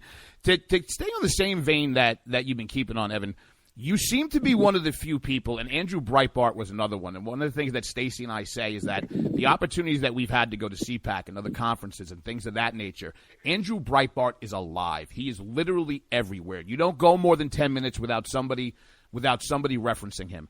You, Andrew, Stacey, myself, and a few other people who listen to stations like K98, I think are some of the few that understand, and reading this book really crystallized for me that I'm not going insane. There are other people out there like this. You understand that the left, even though they've only matured intellectually and morally to maybe about a 5-year-old level, you explain how they live, how they thrive, but what they have done, I think one of the reasons they've done that is they've weaponized what they do. They've weaponized their ideas, their politics, their dissent. They not only weaponize it, first of all, to the modern liberal, there is nothing they hold sacred and nothing that is beyond the pale. So not only is every moment a moment of attack, but there is not a single thing they will not do, including eat their own. Absolutely. I mean, we saw it just the other day again when they didn't even wait 5 minutes to find out the truth about the train wreck and the tragedy before they caucused and decided how they could spin it politically to attack Republicans. I remember when Gabby Giffords was shot, and they didn't even mourn her for not her death, but her struggle, not even for 2 seconds before they went on the attack, wholly without truth, wholly without facts, wholly without interest in the truth or the fact. All they said was she was shot good because now we can use it for political ends. They are despicable. Well, and we've seen it repeatedly in Ferguson and in Baltimore. We have Kirsten Powers, who just put out a book called The Silencing. She's a liberal, and she's getting crucified. What a lot of liberals come to understand is that the uppercase L didn't recognize that what is called liberal, what is the liberal movement, is not liberal, lowercase L, in the slightest. In fact, they are the antithesis of liberal. And what happens is along the way, something happens to each and every one of us that makes us recognize that. For Bill Maher, it's Islam. For me, it was the liberal response to 9/11 when they sided with the Islamic terrorists against the Americans. For Kirsten Powers, it's the silent thing. For Bernie Goldberg, it was their response when he wrote one article after 29 years that didn't toe the leftist line. And because liberals, uppercase L, know they can't countenance a single iota of truth. Because once a single iota of truth peeks through. I have an expression: the first time you think is the last time you're a Democrat. That's pretty damn true. Picking up, I take a look. One of the themes that recur through The Kindergarten Eden, How the Modern Liberal Thinks, is the idea and the premise of the mindless foot soldier, which seems to have been maybe brought to us by Rousseau. But if you would give me a minute, Evan, I'd like to give the audience a little sense of, like you were saying before, that you also combine your comedy with some really sharp political punditry.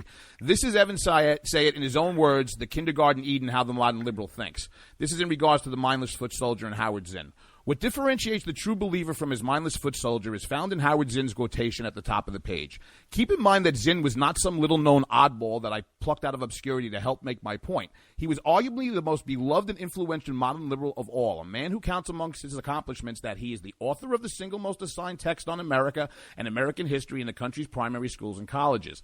The mindless foot soldier subscribes to the first part of Zinn's claim. He has, for all intents and purposes, been brainwashed, most significantly by the education system he first entered at the age of 5 and didn't leave for almost 2 decades and sometimes longer, to believe that objectivity is impossible. Pick up on some of that, because I find as sharp and funny as the book was, there is some really good political writing in it. Oh, I certainly hope so. The point of the book was not to be humorous. The point of the book was to explain this phenomenon, and the one that I mentioned earlier about people who aren't idiots, people who aren't illiterate, people who aren't evil. Why do they ignore the facts and ignore reason and side with evil? And the answer is, let me do it this way. You mentioned earlier the 4 laws of the unified field theory of liberalism. So I can explain it actually in the first 2. Let me give it to you how it's written in the book, and I will be answering your question in a moment, and then explain it if I may. The first law, and how it's written in the book, is the modern liberal was raised to believe that indiscriminateness is a moral imperative because its opposite is discrimination. To the modern liberal, thinking is an act of bigotry. The idea behind this is that anything you believe, anything I believe, anything your listeners believe, anything anybody believes is going to be so tainted by our personal prejudices. Prejudices we all have. We can't help but have just for being human. Prejudices based on things like the color of your skin, the nation of your ancestry, your height, your weight, your sex, and so on. Anything you believe is going to be so tainted by your prejudices that the only way not to be a bigot is to never think at all. Liberals, that's why they are morally and intellectually retarded at the level of a 5-year-old child. And in fact, there's a book out there, not just a book, a best-selling, mega-selling book called All I Ever Need to Know I Learned in Kindergarten. Because anything you learn after kindergarten is going to be racism and bigotry. Kindergarten is indiscriminate. Don't hit anyone. Everyone must be invited to your party. Everyone must get a turn. Every child must get a trophy. Every child is special, but no child is more special than any other. And even in that book, this best-selling author who is beloved by the left said, take any one of those lessons from the kindergarten classroom and extrapolate it into more adult, sophisticated terms, and you have the answer to everything in your personal life, in your family, in your community, in your country, and in your world. Note, extrapolate it into more adult and sophisticated terms. The language changes. The modern liberal's language is more sophisticated than the 5-year-old's, but what he believes has not changed one whit since he's 5 because he's not allowed to think about anything. Well, and I think you made an excellent point in the book when you started talking about there is no differentiation between good and bad. Mm-hmm. So when we start talking about better behavior versus worse behavior, when people get all upset about us talking about rioters being wrong or more wrong than maybe the police who might have done this thing, but we don't know all the facts yet. You know, when you start asking for facts and information and more objective information around any one of those situations, boom, you're a racist. Right, and the proof of the pudding is they didn't even wait to find out what happened there. They didn't even wait to find what happened in Ferguson. The facts are irrelevant to them. And, you know, I just gave you the first law, which is that thinking is an act of bigotry and that they don't differentiate between right and wrong, good and evil, better and worse, truth and lies. That's the second law that's really essential because I'll give it that it's in the book again and then explain if I may. But the second law is that indiscriminateness of thought does not lead to indiscriminateness of beliefs. It leads invariably to siding with evil over good, just as they do, wrong over right, just as they do, ugly over beautiful, to piss Christ over the Mona Lisa or whatever, just as they do. Why?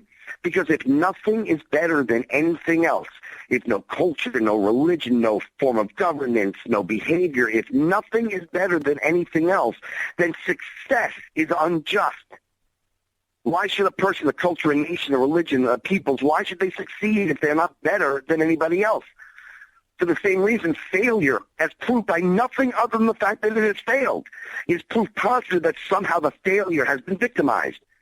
And just by extension, if success and failure are proof of injustice, then great success and great failure are proof of great injustice.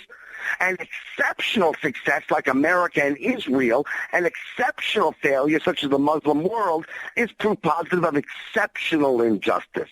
So who do they hate the most? It's not the exceptionally evil, it's the exceptionally good.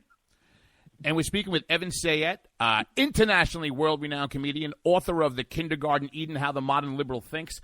You know, to that point, you spoke to language a few minutes ago, and what you keep seeing is stupid, bigoted, phobic, evil, and greedy are all, of course, the only explanations that the modern liberal can or does offer to explain why right-thinking people don't join him in support of his latest godless, anti-scientific. These are all your words.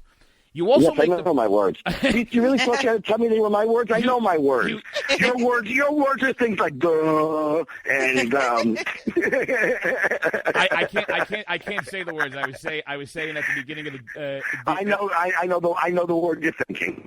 Evan, you was correct. It rhymes with Sandra Flock. Yeah, well, what had happened was we didn't have enough talkie books and materials in my house, so and duh is about as good as I get. But you were saying about religious people that conservatives better themselves, or in the vein of religious people and things like that, which the left seem to abhor.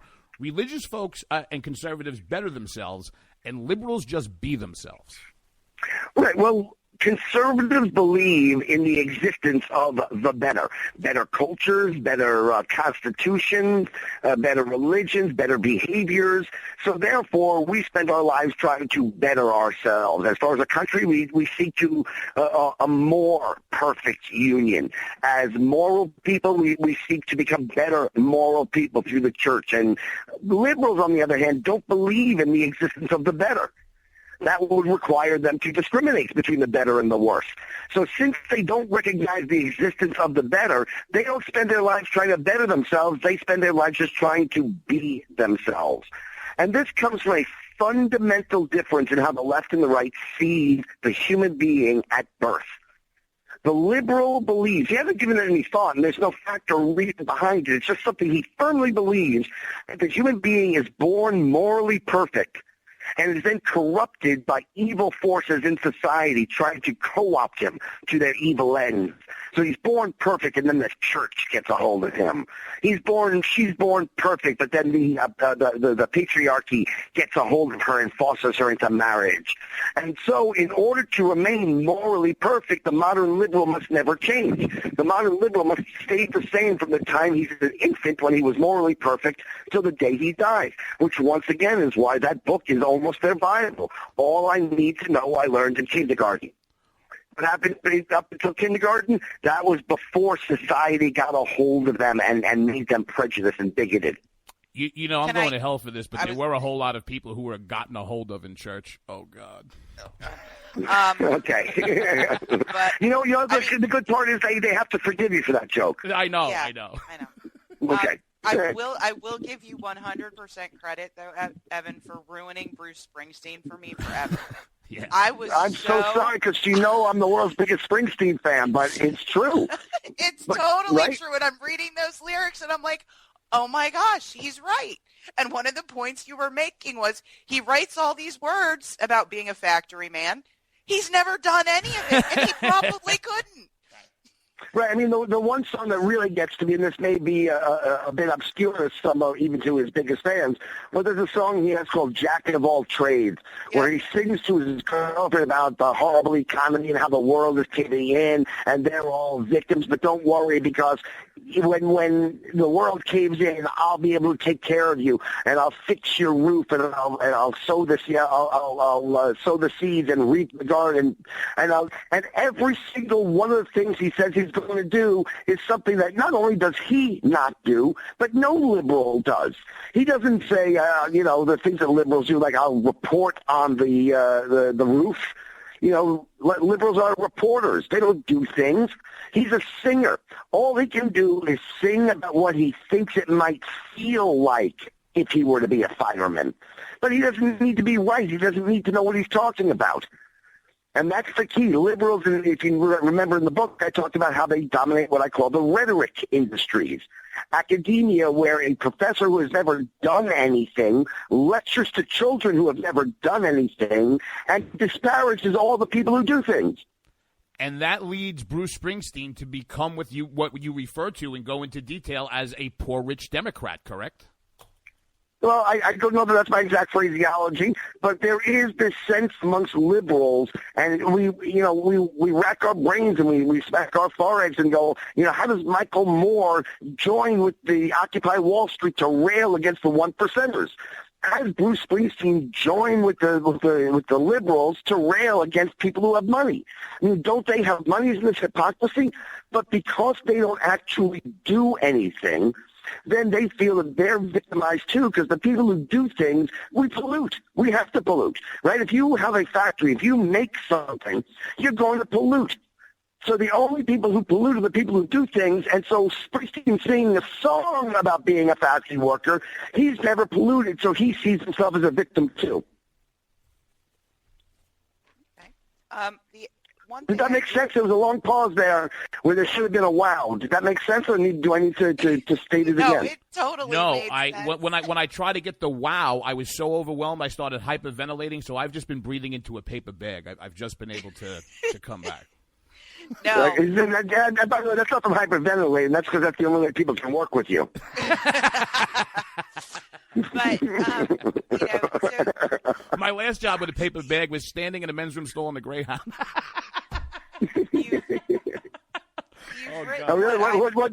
What station were you working for then? Oh, it wasn't K98. It was, what the hell is it? It was Penn Station. Yeah, that's funny. Wow. Now, go. Sorry. That's okay. I'm just sitting here going, wow. So you've written this great book. You have the most downloaded political speech on Heritage Foundation. You are a serious political pundit. The book is serious, yes, yet entertaining, and now you are embarking on what will hopefully be a nationwide comedy tour starting in 4 locations. What do you hope to accomplish there? What is the message you're bringing? Well, look, we don't have all that many conservative comedians. And it's funny because with the changing guard in late night television, there's been a plethora of articles about why there are so few conservative comedians.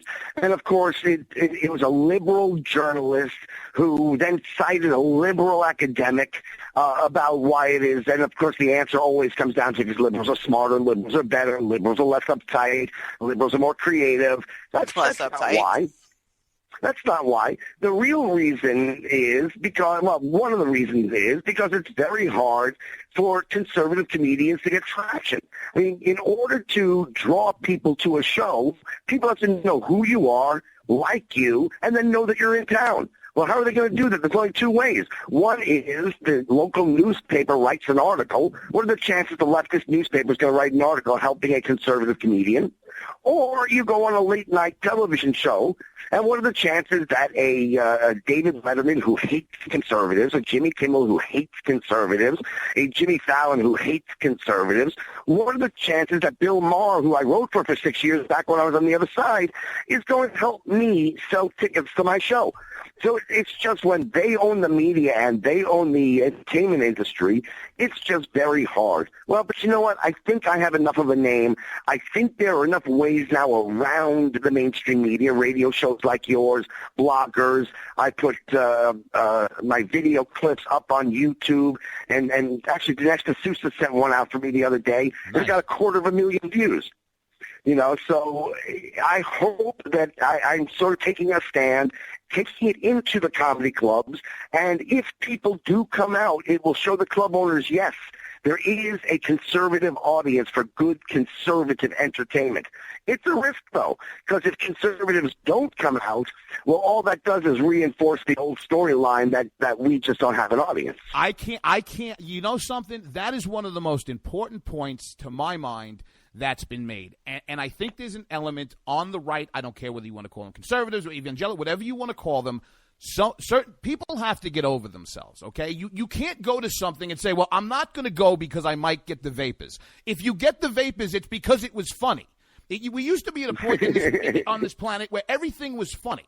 Whether you were white, black, purple, red, liberal, conservative, we were Americans, and damn it, there are certain things that are funny. They are just funny. Well, that's true, but here's one of the problems, and that is speaking of the Bill Maher's and the Jon Stewarts, and that's what I said this earlier, they've weaponized comedy as well. I mean, Bill Maher, who I wrote for 6 years, and he is a funny, talented man. He is. But over the years, he has morphed into somebody who has replaced vitriol in the guise of humor, and it is targeted and weaponized and intended to be destructive and hurtful.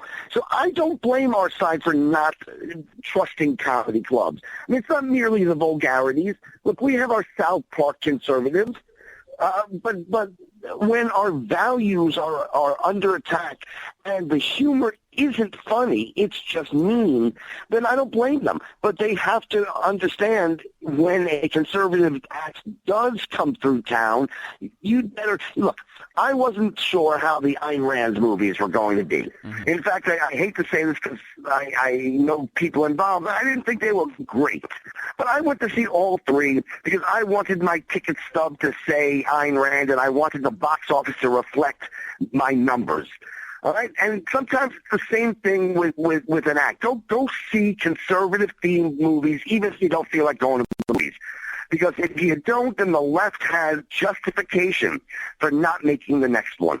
Was that a short way of advocating everybody embracing their inner Rich Voss and Jim Norton?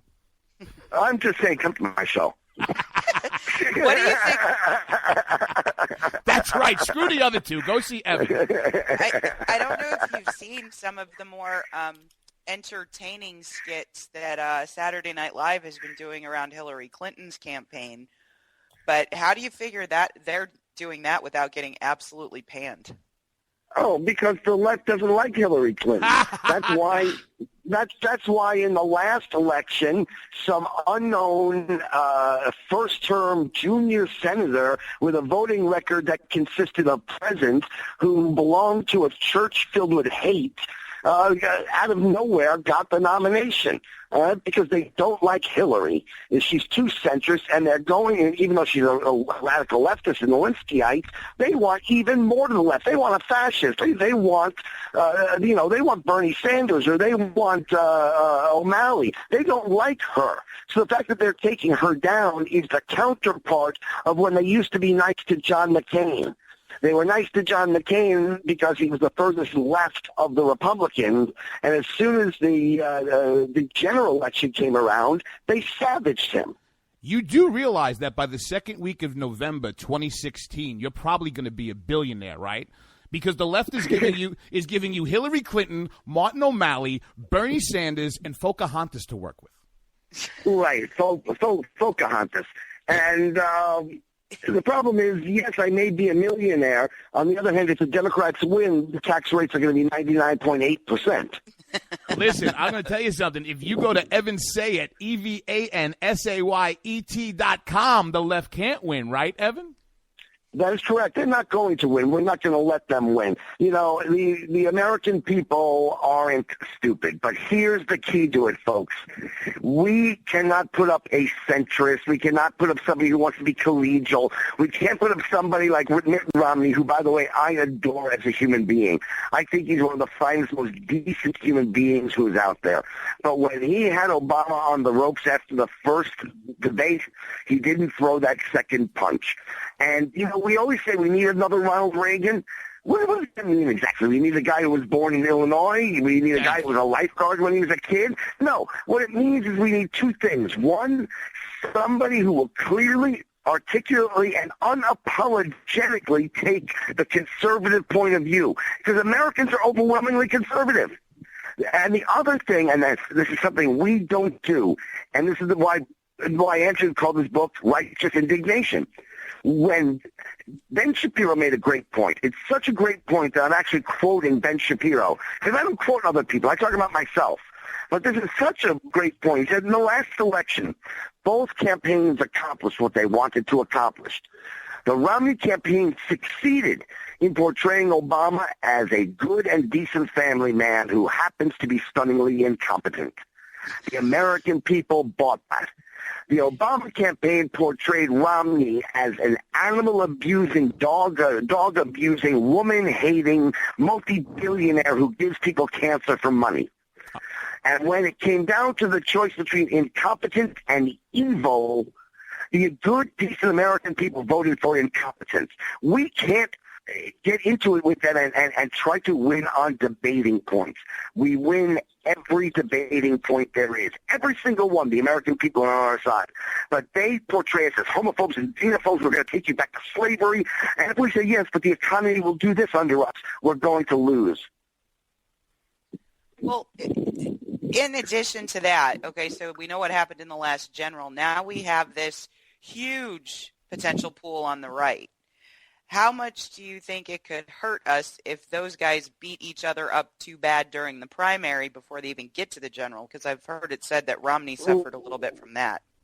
Right. No, I don't think so. I think that's what the primaries are. I know the American people know that's what the primary season is for. And actually, I'm pretty thrilled with the lineup that we have and what it says about us. That we have a Scott Walker, and if it's not him, that we have a Ted Cruz, and if it's not him, that we have a Rick Perry, and then if it's not him, we have a Marco Rubio. I mean, the depth of intelligence and decency on our side versus all they have is Hillary Clinton has a vagina, vote for her. Period. You know, Elizabeth Warren is 1/32nd Indian. There's another affirmative action program for you. The left has nothing, so I'm not afraid of having a strenuous debate on our side. We are so good, and they are so bad. Wow, what a word association. Hillary Clinton, vagina, and the next word that popped into my head was sandbox. Oof. I'm so sorry. Again, I'm not going to go there because I'm promoting a comedy show, and it doesn't include vagina or sandbox. Well, actually, it does. Ladies and gentlemen. Well, thanks. I can see some of my friends on the right now returning their tickets because of you. I was supposed to sell tickets on your show. Excuse me, why didn't it say this was the Vagina Sandbox tour? I've been lied to. I'll tell you what, though. I mean, I really don't, but it's not our fault because they talk about it constantly. Name me, there's this idea that they were constrained by and now they can be more creative. Name me a great play that has come from a modern liberal. You don't name me one play that's famous. Name me a famous play from the last 50 years. Anybody? From a modern liberal? Right, from anybody. Over the last 50 years, the only play that's been famous is the Vagina Monologues. that in Book of Mormon. Okay, that in the Book of Mormon, and that's a musical. But yes, nonetheless, they're supposed to be so creative and so wonderful, and here they are free of the shackles. They can use any language they want. They can push the envelope, and all they can do is give me a vagina that talks.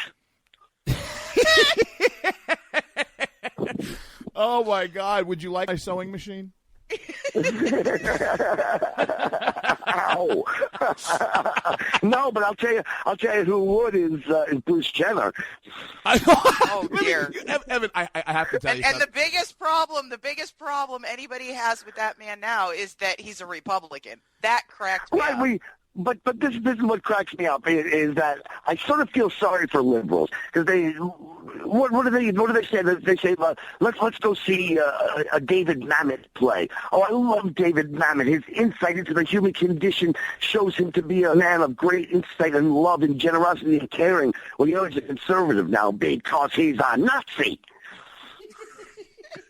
Right? It's so wonderful. The courageous Bruce Jenner. We have to support him. Oh my! What a role model for every. He's a Republican. He can go to hell. We were doing show prep when this first broke, and you were running around late one night. She was getting something in the store. The show wasn't like a half hour, and she's like, "Okay, we're gonna do this." The Inquirer says Bruce Jenner is a woman, and I said, "Okay," and we blew it off. And then I woke up and I was like, "Oh my God." So transgender is fine so long as you're not a conservative. At that point, you're a jerk. That's exactly right. But here's how I knew that Bruce Jenner had actually completed the transition. The next day, the liberal producers of Keeping Up with the Kardashians cut her salary 18%.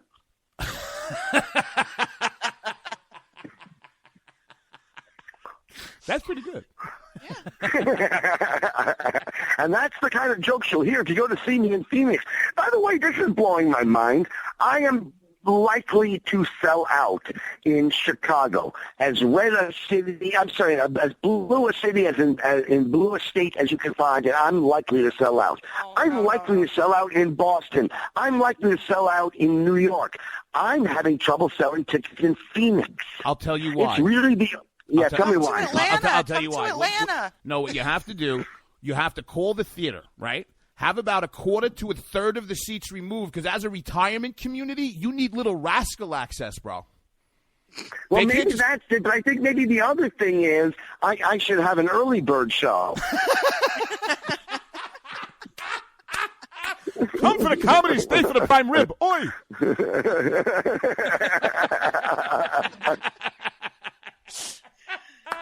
Come to Atlanta. We'll fill the comedy club. I promise. Oh, actually, I think I'm coming to Atlanta in the fall. So, I mean, let's hope this tour is as successful as it could possibly be. Evan, truly, the only one that's sticking is Phoenix.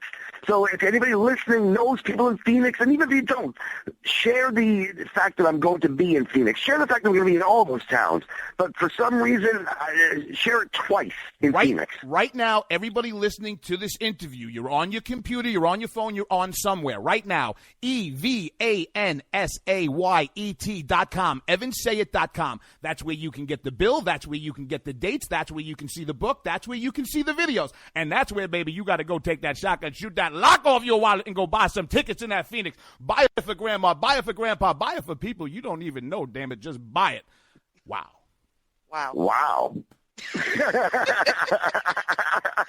Every once in a while, it comes out of his coma, goes into a character, and then passes back out again, doesn't it? You know what it is? Sometimes I confuse the cocaine and the Valium. I keep them on different sides of the desk. Yeah. I just do them both at the same time, and then I just say pretty much the same. This has been a great interview, but I don't know if we can play. With Obamacare, I don't have to pay for it, so... The only problem is don't mix up your Valium and your Viagra. No, dude, this is the best thing. What I do is I use my free Obama phone to call the Coke dealer, and then I use my Obamacare to get free Valium to come down. It's awesome. Thanks, Obama. Right. And by the way, one of the jokes I do in my act, I talk about how is it liberals, if they are stupid as I believe them to be, how is it they can survive in the grown-up world? And I ask, what is there to survive? We don't have disease. What disease? Polio? Chickenpox, smallpox, the flu, influenza. The flu wiped out. You said it wiped out 2/3 of a continent not that long ago. Now it's a 3-day paid vacation. And I say, we are so far down the list of things to worry about that last year we as a nation invested $1 billion to once and for all wipe out restless leg syndrome. Right? How far down the line of society that you don't care about polio, smallpox, chickenpox? Nope. But the last real scourge is restless leg syndrome. So last year, we as a nation spent $1 billion to make sure 75-year-old men can get erections. Oh, good Lord. I mean, listen. Right? We spent $1 billion to cure restless leg syndrome. I'll tell you what, U.S. government, pay me $100 million. The answer is walking. Ladies and gentlemen, it has been our great pleasure to bring to you Evan Sayet, world-renowned international comedian on the conservative side, baby. I don't have to list his accomplishments. What you got to do is get over to EvansSayIt.com. You check out his dates. You go to the show. You buy him as gifts. You get over to Amazon and his website, and you buy The Kindergarten Eden, How the Modern Liberal Thinks. Evan, we can't thank you enough, and we hope you would consider coming back. Always my pleasure, and I hope I see you guys on the East Coast. Fantastic. I can't wait to hear the Atlanta date. Thank you, sir.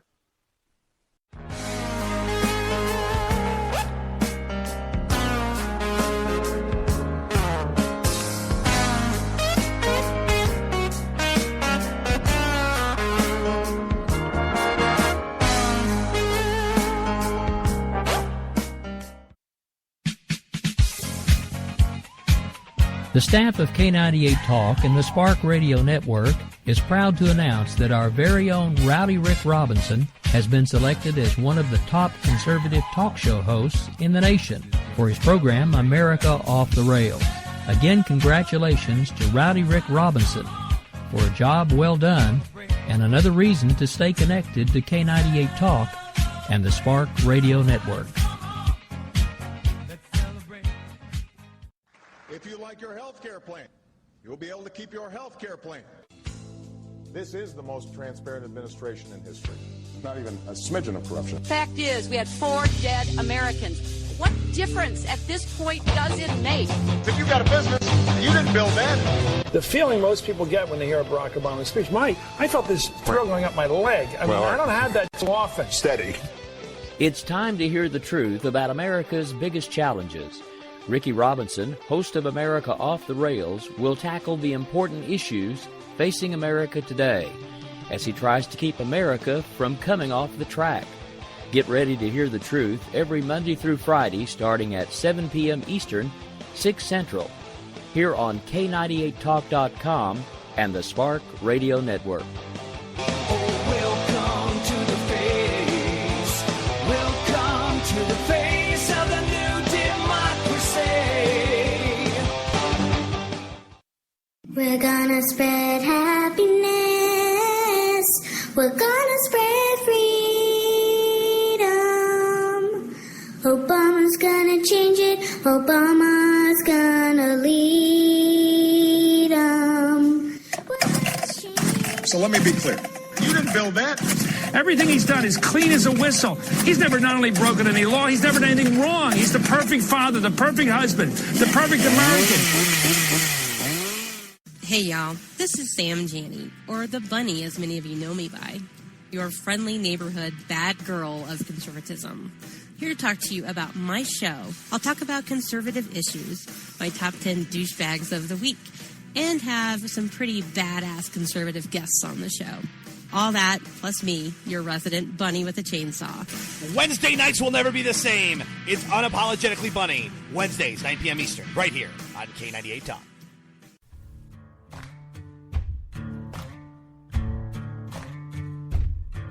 K98Talk.com, a leader in internet radio. So grab your seatbelts and take the ride of your life on K98Talk.com.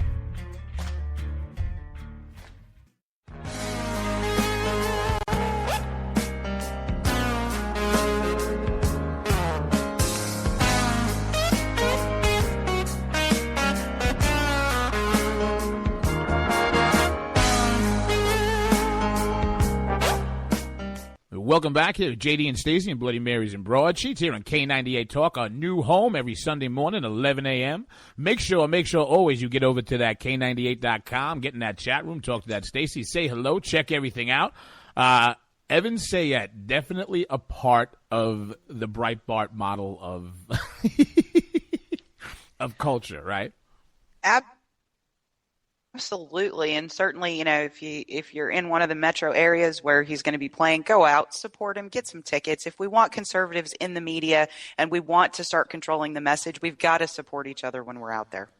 Stacey is absolutely right, and I think it was a great point that Evan made. I mean, he's absolutely on the Andrew Breitbart model of making sure that you follow up with the culture. You and I that's the second time we've had the opportunity to interview him. He is just, he's like Robin Williams on speed. Well, he's also, if you read the book, his hypotheses are just amazing. He's also a very intelligent man and a serious pundit. So he doesn't just stand on stage and make people laugh. He takes some very serious ideas and makes them funny so that they stick with you. And that's the part I think most conservatives don't do well. You hit the nail right on the head. So we want to thank Ricky Tavi, Rick Robinson, the K98 Talk family for having Stacey and I over here. We'll be doing 3 shows a week. Tuesdays, 10 p.m. Eastern Standard Time for Game On. Thursdays, 9 p.m. Eastern Standard Time for Game On. And, of course, Sunday, 11 a.m. for that Bloody Marys and Broadsheets, baby. Your cure for your weekly mainstream media hangover. Upcoming guests, Judith Miller, Mary Catherine Ham, and Guy Benson. Also, get over to SoundCloud.com/JD-Stacey, STACEY. Check out the Third Rail Ramblers, baby, their catalog of those great parody songs. Now, hold on a second. Lionel, where? He's in the kitchen this time. Hold on a second, Stacey. Here he is. All right, tell all the good people what you got going on this week. I got kid number 2 graduating from high school. So excited. Going to finish Judith Miller's awesome book. Go get it and read it, and we'll see you Tuesday. Absolutely. Congratulations to Stacey, her family, and the graduation. I, myself, am going to get lost here at the beach for Memorial Day weekend. And as always, we'll see you next Sunday. tomorrow. Seems to me, girl, you know If it's Sunday, it's Bloody Marys and broadsheets. We're your cure from your weekly news hangover. Thank you for taking it easy with us. You can find our show account on Twitter at JD and Stacey, or send us your interesting news story of the week to Game On War, that's WAAR, @gmail.com. And you can find me on Twitter at Scott's Fire and on Facebook at Stacey Lennox. And you can find me on the Twitters at GameOnJD. easy like Sunday morning.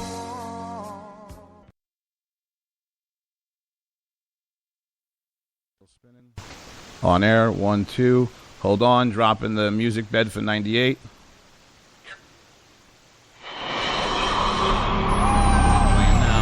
K98 Talk is expanding its lineup for 2015. This means we are expanding our advertising base. Whether you're a startup trying to push through to the next level or an established business trying to supplement your advertising budget, web-based advertising is a solid investment. Thanks to Talk's newest partnership with TuneIn Radio and instant access to our sister station, K98 FM, we give you worldwide access at a reasonable cost. Interested parties should email us at sales@k98fm.com. Game on, where progressives fear us and rhinos tremble. Welcome to the political jungle. I'm JD. This is Stacey. No one is safe. No one is spared. Lock up the children. And the old folk. Welcome to the world of liberservative conservatarians.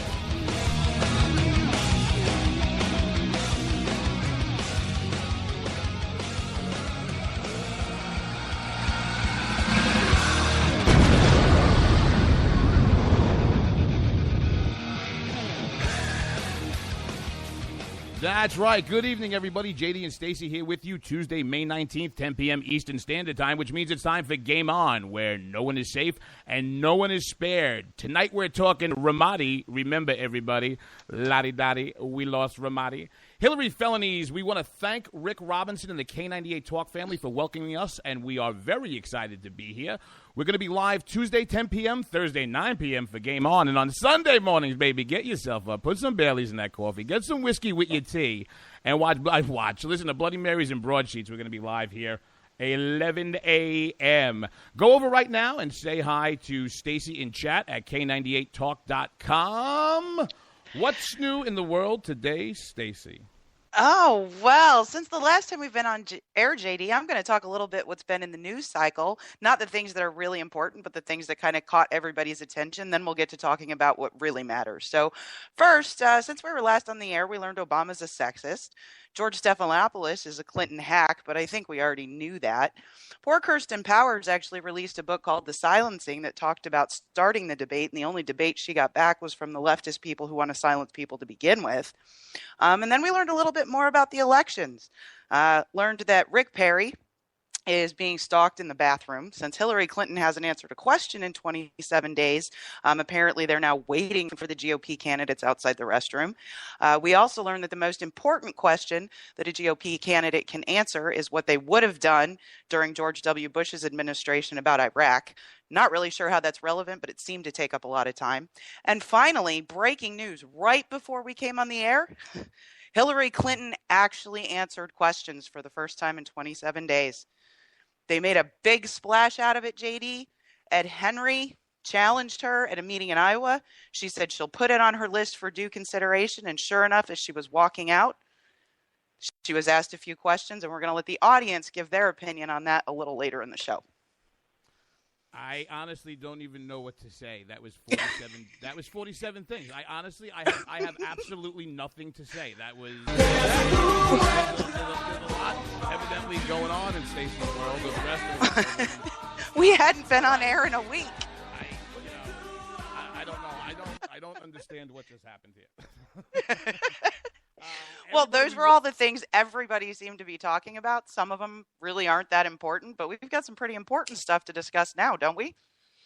Like I said, we're discussing Ramadi. We're going to be talking Hillary felonies. We got plenty of time. We want to introduce coming up. We got Judith Miller coming up. We think that's going to be tomorrow. And Evan Sayet Sunday, correct? Yes, had a great chat with Evan, and he's getting ready to go on a nationwide comedy tour. So if you're interested to see what that's going to be all about, tune in Sunday, and you'll get a little taste of it. Woohoo! That was a hell of an interview. That was actually a lot of fun. A lot of fun. Oh my God! But of course, it is not a day in radio if we're not talking about the.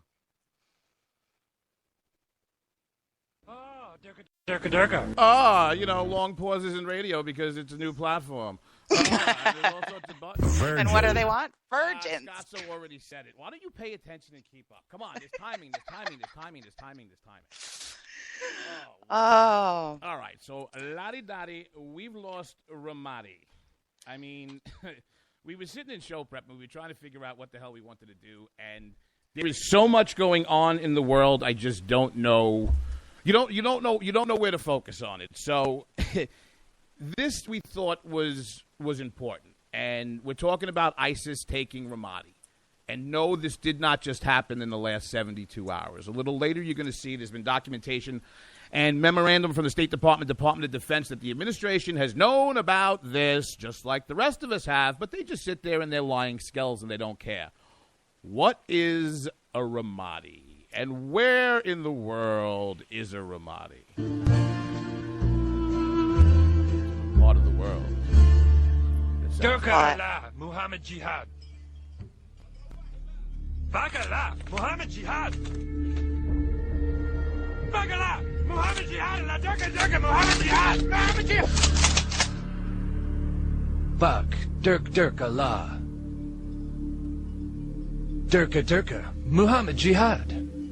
Haka Sherpa, Bakala. Oh, Durka. That's right. Durka. You're going to be hearing a lot about that because we can't get away from these people. But why does this matter, and why does it matter that Ramadi fell, and what is a Ramadi? Ramadi is a city in central Iraq. It's about 70 miles west of Baghdad. It's about 30 miles west of Fallujah. Very important. It is the capital of Al-Anbar Governorate. We're going to get back to why that's important in a second. The city extends along the Euphrates and is the largest city in Al-Anbar. Everybody listening right now, I want you to think about how much this world and our country has changed.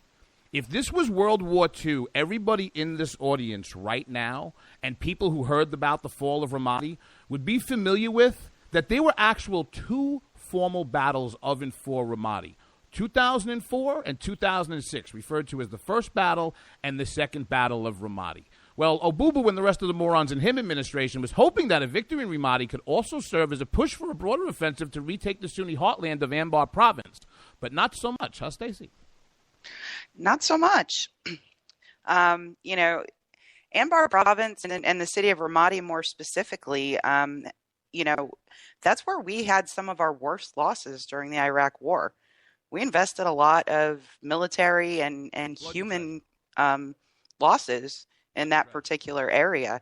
And, one of the things that I keep reading in the press is that was a place that had a legitimate shot at turning around. And the analysis I keep seeing is that we left too soon. Everybody knew that we left too soon. But it was, listen, this is what happens when you have, and we're going to get into Hillary later, but this is what happens when you have people who basically unicorn farm for a living and live on unicorn ranches and just have a worldview instead of an actual strategy. This is what you end up in. Ramadi is considered by ISIS to be part of its caliphate. Now, that caliphate now stretches from northern Syria to central Iraq. We have talked about this before. And for people who had missed the show that we covered, we spent an hour and a half going through ISIS. This is very important for several reasons. Ramadi, when they say is part of the Al-Anbar Governorate, well, does that ring a bell? That's right, because what you would hear about is the Anbar Awakening. What was the Anbar Awakening? Oh, my God. That's when the U.S., after investing all that blood and treasure, got the Sunnis to come on our side, fight against them, yada, yada, yada, yada, yada, yada, yada, yada, yada. So what do we give them? We give them Iranian generals and Iraqi last-minute trainees, and now you have ISIS. And what's important about that word caliphate is ISIS's leader right now is the number 8th of what these freaks feel is what? The 12th in the line of the caliphates before the world ends, Stacey? Yeah, before the world ends. As we've said before, it is an apocalyptic cult. So, but it's I don't know. How do you see this? Well, I mean, the way that I'm seeing it right now with the press and what's going on is, number one, the White House and the State Department are hands off, taking a step back. Oh my gosh, ask somebody else.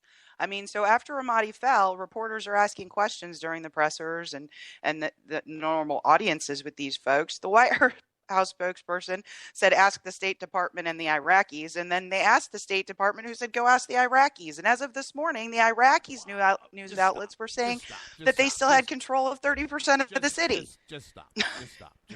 I mean, it's crazy. We're playing who's on first. When you say go ask the State Department, what's the point? Who's going to give the answer? Tell me. Come on. Marie Harf. Oh, my God. That's right. Oh, my God. That's right. Oh, my God. You know what? I was microaggressed because I drank a bottle of Jägermeister and wore a skirt with no panties and woke up with the lacrosse team. I don't know how they look at themselves. Well, I think we saw Josh Earnest dance a little today too, didn't we? I don't know. I didn't hear. Is it acceptable to do a Marie Hoff getting drunk and raped by the lacrosse team joke? Probably not. Why not? They're awful. Well, I mean, you just said she woke up with them. You didn't say the other part. Saying she woke up with them, it kind of sounds like it was her choice. Oh, okay. So good. You bailed me out of that one. Thank you. This goes back to what you were just referencing. Is if anybody didn't say. This is the exchange you brought to my attention with the White House and Ernest today with Jonathan Call, right? Mm-hmm. You want to set it up a little bit? Well, sure. As things continue to go south in the Middle East, I'm not sure if that even makes any sense, but we'll just go with it. As things continue to fall apart and ISIS continues its march to increase its territory within the caliphate, reporters are starting to ask, hey, how's this whole new strategy going? So, Carl was pretty specific in asking Mr. Ernest some questions, and his response is what I find remarkable. Oh, the one in the press conference? Hold on. Let me. We're just getting used to new systems and everything like that, folks. Usually somebody gives you a cue, but this just got thrown over. This is Jonathan Carl with Josh Earnest today. Hold on. Now, on the overall track record of military operations, of the president's strategy on this, you said we've seen periods of progress and success. Would you say that overall this strategy has been a success? Well, John, yeah. I mean, yes. Overall, yes. That doesn't mean that there haven't been areas of setback, as we saw in Ramadi. I mean, is exporting terror to Libya, taking over the capital of Iraq's largest province, this is overall a success? Well, what we've also seen is a coalition of 60 nations, both in the region and around the world, join the United States in this fight. We've seen a new prime minister take office in Iraq and unite that country. You want to translate that? We're uniting Iraq?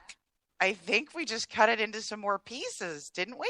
Well, wasn't that the Biden? I think at the end of the day, Joe Biden and Jesus God. There was actually a great quote from Max Boot, a foreign policy analyst and a military historian, around this. He said, the fall of Ramadi is a sign of the abysmal failure of the misnamed Operation Inherent Resolve launched by President Obama in August of 2014 to degrade and ultimately destroy ISIS. Operation Uncertain Resolve is more like it. Yeah, but I mean, Stacey, though this is a little more serious than we're making it out to be. I mean, yeah. Crete fell last month, all right? Mm-hmm. And whether it was the Shia militia, look, ISIS has responded by consolidating its grip on the entire province of Anbar, and this goes back to what the interview that we had with Joseph Levine. Right. Our diplomacy accepts a view of presentism that is completely asinine. Okay. You are not talking to the French foreign minister when you are dealing with these people. These are backward, death cult beheading savages, okay? So whether it's the one jackass trying to negotiate with who the hell are we over? The Iranians, You cannot deal with these people with any kind of diplomatic or strategic. Look, there's been 5 lessons learned so far, I think, in what we've been doing with ISIS. 1, the Iraqi army is still a work in progress. 2, airstrikes are not enough. 3, ISIS is resilient. 4, Shia-Sunni mistrust is ISIS's best friend, and Iraq's multiple crises are deepening. None of this had to happen. None of this had to happen. If you had anybody seriously taking 3 a.m. phone calls, or anybody at home in the White House, or anybody who had any idea of what was going on besides social justice and redistribution, we would not be in the position we are right now. Well, and, quotes from Kerry are just reinforcing it. The U.S. is going to support Iraq in this fight, but it's really a fight that belongs to the Iraqis. So I don't know what 60-nation coalition Ernest is talking about, other than signing on this is really bad stuff.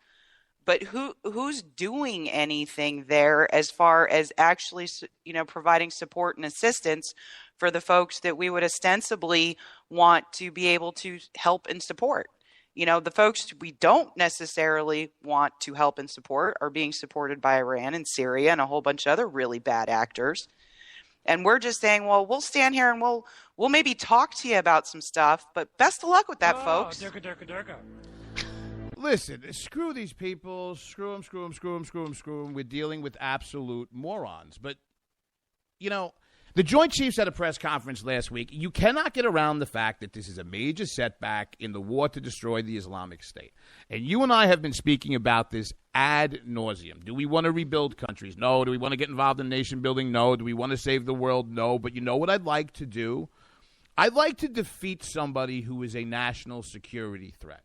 And this goes back to things that we're going to talk about later on in the second segment, some things that actually came out with Benghazi and Hillary and Blumenthal, and it all kind of wraps together. But this administration has no problem bald-faced soft-selling our enemies and how dangerous they are to us, but while still dealing with them. And I mean, that's with the Muslim Brotherhood or what have you. So to me, if I'm somebody who was fighting in Ramadi or in Iraq right now, and I'm looking at what this hoople-headed jackass really is doing, I mean, if I was a military person or somebody who served, not only would I be offended at what the hell was going on right now, and not only would I think it's a shame, but I really would come to the conclusion that there really is nobody at home at the national security command and control structure of this country. You had a press conference of the Joint Chiefs a week or 2 ago saying, yeah, we're going to kill these guys. They're a bunch of mud hut nobodies. No, they're not. No, they're not. Like 150 or how many kicked the hell out of 7,000 Iraqi troops who never fired their rifles, dropped them on the ground, dumped in their drawers, and ran to find the next rock to wipe their ass with. I mean, you couple that with this wonderful summit we had with the Gulf countries regarding Iran, and the White House saying absolutely stupid things like Iran is not the model. Duh, Ben Rhodes, thank you very much. And that the Gulf states shouldn't follow and ignite an arms race. And the Iran nuke deal dollars will go to the economy, not terrorism. I mean, when you have the king of Saudi Arabia and Benjamin Netanyahu agreeing about what's going on, maybe you should listen. Listen, when we're dealing with the king of anybody, this is where you got to get the Earl. This is where the oil is. This is where the oil is. So this is what we get. For anybody out there who's not familiar with it, there are so many characters and players, whether it's Al Fuqba bin Bob the 43rd or whatever other Durka moron there is out there. Stacey and I have got ourselves a very easy metric. Everybody is just called Bob, and they've been given numbers. Okay, and I saw they killed one of the Bobs. Are we up to Bob 14, or if they killed Bob 11, does that make it 13? Where are we on the Durka Bobs?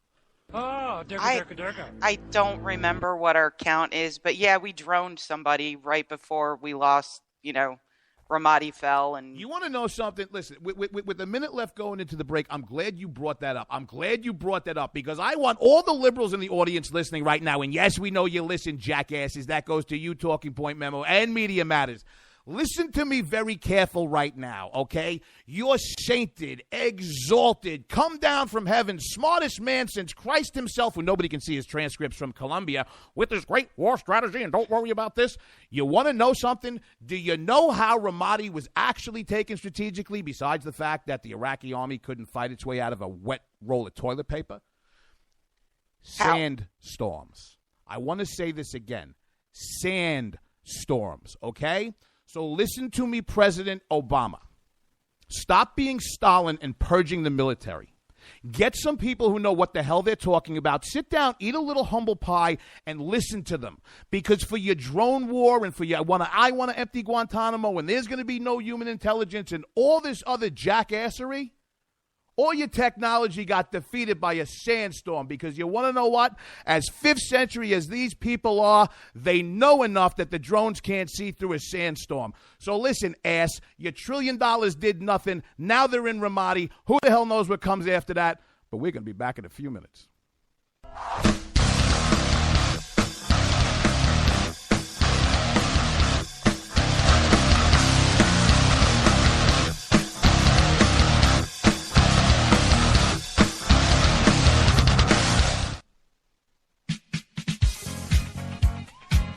The staff of K98 Talk and the Spark Radio Network is proud to announce that our very own Rowdy Rick Robinson has been selected as one of the top conservative talk show hosts in the nation for his program America Off the Rails.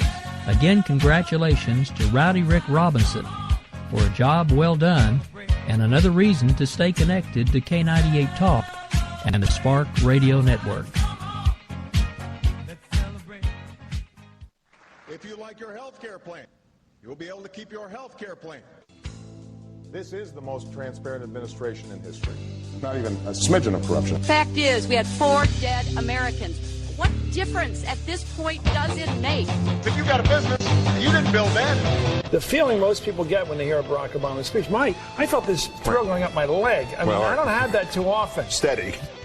It's time to hear the truth about America's biggest challenges. Ricky Robinson, host of America Off the Rails, will tackle the important issues facing America today as he tries to keep America from coming off the track. Get ready to hear the truth every Monday through Friday starting at 7 p.m. Eastern, 6 Central, here on K98Talk.com and the Spark Radio Network. Welcome to the face. Welcome to the face of the new democracy. We're gonna spread happiness. We're gonna spread freedom. Obama's gonna change it. Obama's gonna lead 'em. So let me be clear. You didn't build that. Everything he's done is clean as a whistle. He's never not only broken any law, he's never done anything wrong. He's the perfect father, the perfect husband, the perfect American. Hey y'all, this is Sam Janney, or the Bunny as many of you know me by, your friendly neighborhood bad girl of conservatism. Here to talk to you about my show. I'll talk about conservative issues, my top 10 douchebags of the week, and have some pretty badass conservative guests on the show. All that, plus me, your resident bunny with a chainsaw. Wednesday nights will never be the same. It's Unapologetically Bunny. Wednesdays, 9 p.m. Eastern, right here on K98 Talk.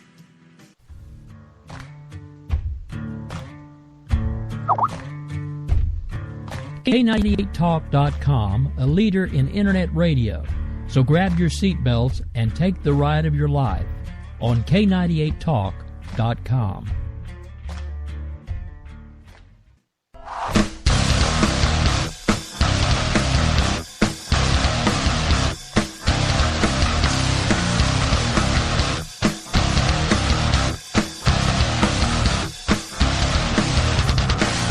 Yeah, welcome back with JD and Stacey here on K98Talk.com with that game on, baby. Nobody is safe. Nobody is spared. Coming into the bottom half of that 10 o'clock hour.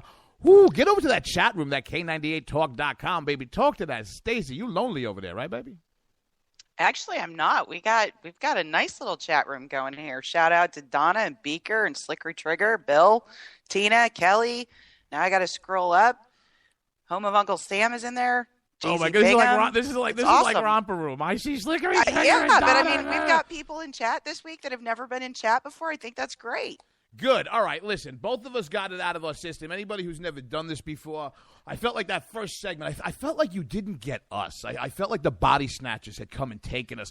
All these buttons, because we got to thank Ricky Robinson here of the K98Talk.com, because I got to tell you something, baby. He's got buttons and levers and slides and voice meters and, oh, good Lord. Good Lord, good Lord, good Lord.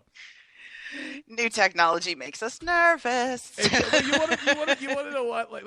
Without getting okay. So let's tell them. Let's tell them. Okay. We are not married, but we do a radio show, and we almost had our not married divorce. Exactly. If anybody could have heard us screaming at each other last night, they would have been almost sure we were married. Let me tell you something. Do you know how I knew it was so funny? When I felt that way last night is when you were just like, listen to me. I'm going to hang up the phone because I don't want to hang up on you. And I was like, how pleasant for this conversation to end. Not talking to you anymore because I'm going to pop a vessel in my temple. But it's all good today. Yes, we have made up, Absolutely. and honestly, that really is because we're super stoked to be over here. We're going to be doing 3 weeks. We're going to be doing 3 weeks of radio a night now. We're going to be doing. So it kind of feels that way tonight. Jesus God, let's hope the audience don't think so, baby. Good Lord. Yeah. Jesus, we went from NPR to Opie and Anthony between two segments. What? I don't. There you go. All right, folks, we hope you enjoyed the show. We'll be. Oh my God, Rick's got buttons and levers, and I got too many notes for what's going on here. We picked 2 topics. I have notes that it looks like I canvassed the 4th ward of Chicago. Well, with that. With what? What? Oh, wait. They all want you to turn up your mic. They say you're too quiet. All right, hold on one second. Ask them. I think we're on like a 15-second delay. So ask them for 15 seconds and see what's what. Let me try this. This is what we need, folks. We're going to have on the first one. We're going to have. How's my level? All right. Well, just let's keep going. Move into the next topic. They'll let me know if you need to turn it up again. Oh, is that how it goes? We move on to the next topic. I'm so without you, what would I do? I don't know, but I really want to talk about Hillary. She has had the worst 48 hours ever. Oh, they're going to get worse. They're going to get worse. Oh, God, I hope so. Well, as a matter of fact, let's set this up for the audience because that's right.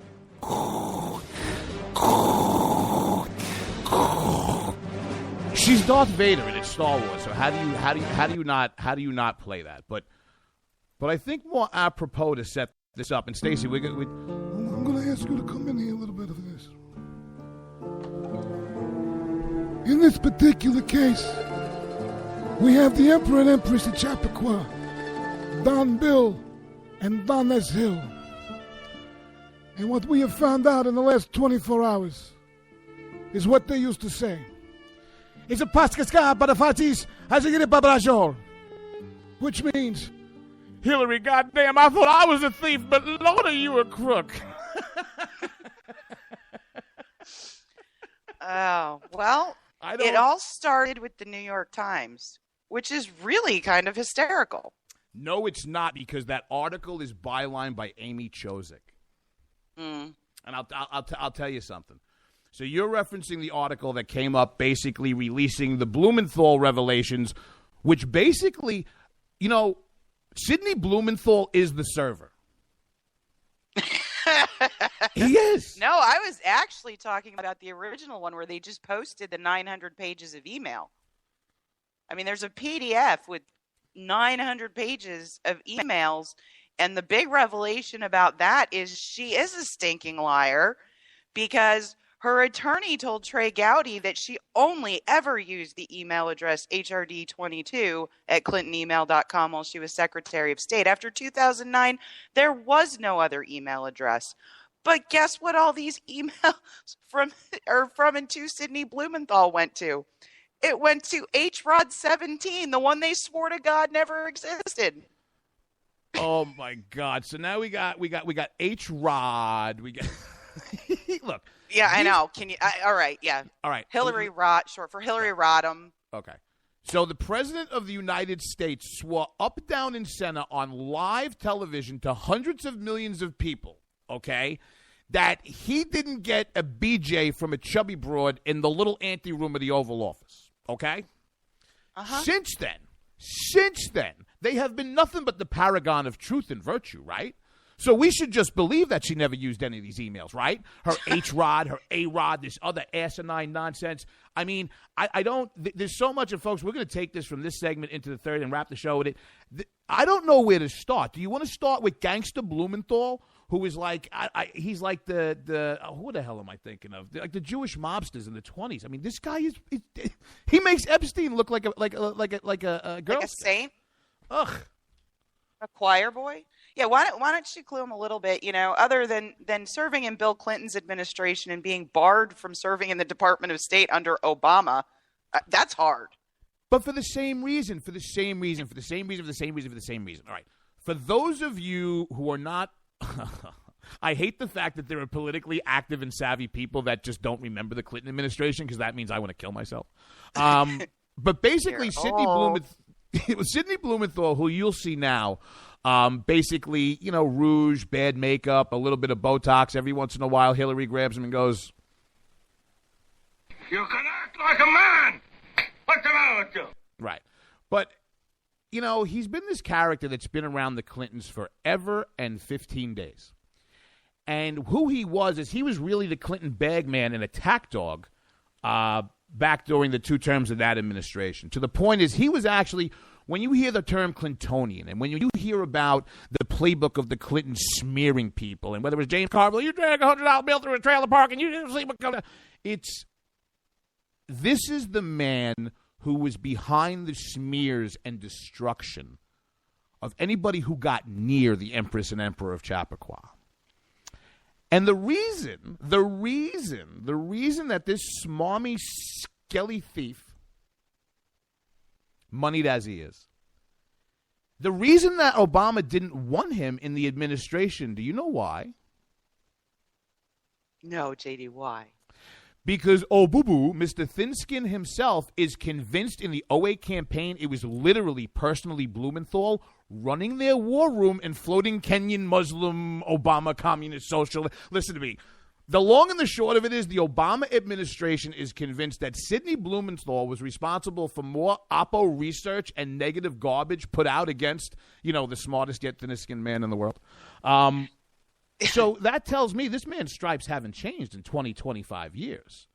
So why don't you segue into how he came to our attention again? Well, what I think the latest revelations about Blumenthal are really the best demonstration of is that the Clinton organization is the definition of a political machine.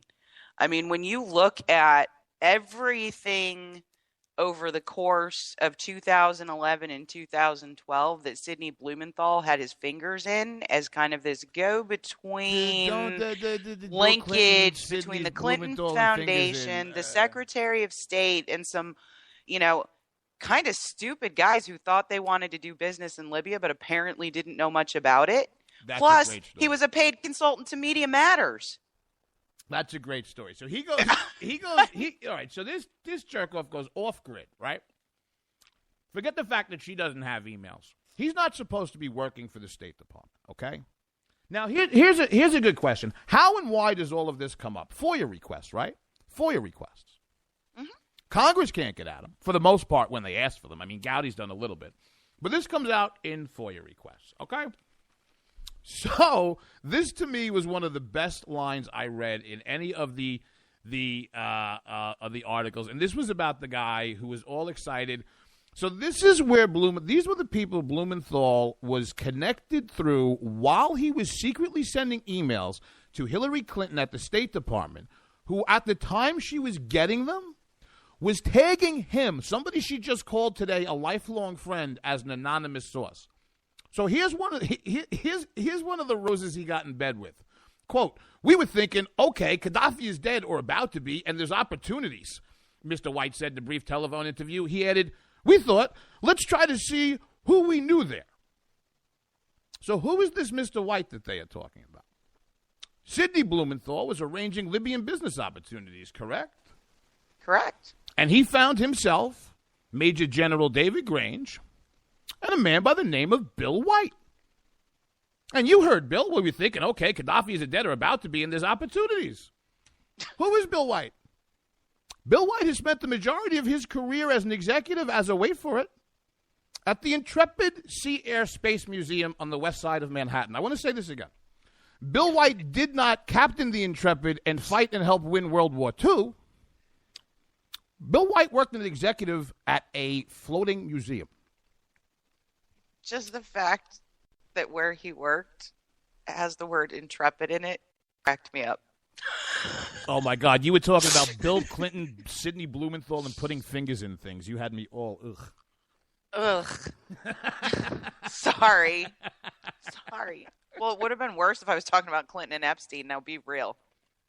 Oh, you want to know? I honestly wish there was more traction on that. I mean, the fact that our job for a couple of hours this year was to find Fantasy Island sound effects and talk about an orgy island. Yeah, that was... And we're talking about politics. That's the sad part. Well, we're listen, talking about our government. Yeah, but this goes back to, I got to tell you, these people, they are so devious and so deep. I mean, we're basically talking a Hillary connection to Sidney Blumenthal, who was off the grid outside of the State Department, but being tagged by the Clinton by Mrs. Clinton as an anonymous source with his quote unquote intelligence or whatever he was having, kicked up the chain from for the ASAP. guy. What? From the guy who ran the Intrepid Museum. Okay, this is okay. This is where I'm going with this. Mm-hmm. This fat piano leg cankled thief. Yes, I'm talking about Hillary. Okay, the Empress of Chappaqua had set up a shadow government. I mean, seriously, Blumenthal is the server. Her having an email server and erasing and not keeping her emails is nothing. I want you to think about that. They so publicly took the hit on that because of this. Because of Sidney Blumenthal, a retired major general from the military, and Bill White from the Intrepid Air Space Museum, who got a call from the Clintons and goes, hey, we're going to whack out Gaddafi. There might be, quote-unquote, business opportunities. The hell are you going to open? The 4,897,363rd BP in Libya?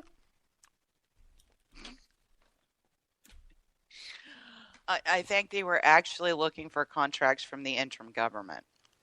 Oh, I almost said it. I'm sorry, Rick. We know the new boss is Rick. I haven't done that yet.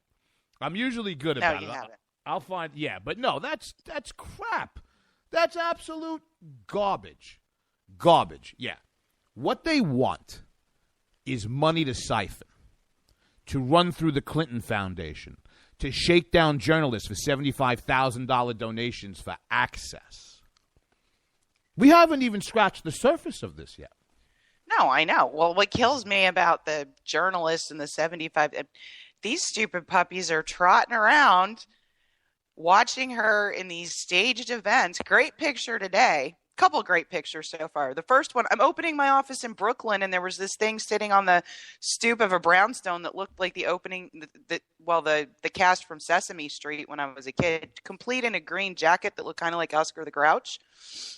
The ones she wears with long sleeves. I think it was about 70 in New York that day.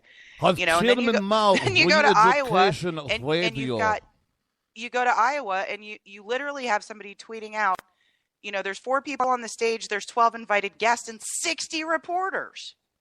I understand that. I understand that. But look, I have to tell you something. Give her credit. Give Bill Clinton credit. Give Sidney Blumenthal credit. Give everybody that they've stepped on, had killed, pushed aside, or took money from. Give them credit.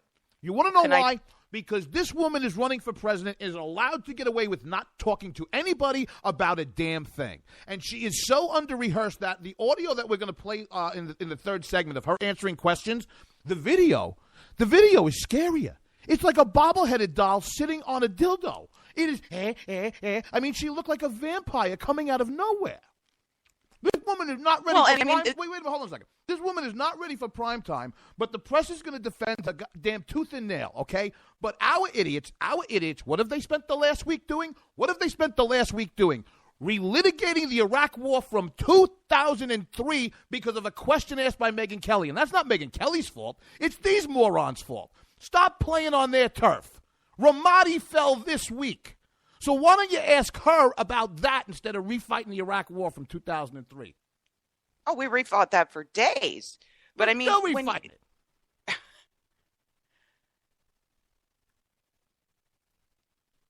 Sorry, I'm better now. Oh, I'm sorry. I thought I lost the audio because you just stopped. I had a stroke. I told you. Oh, that's another, we had. Yeah. Now, you were a nurse. The best. It's new technology. I'm sorry.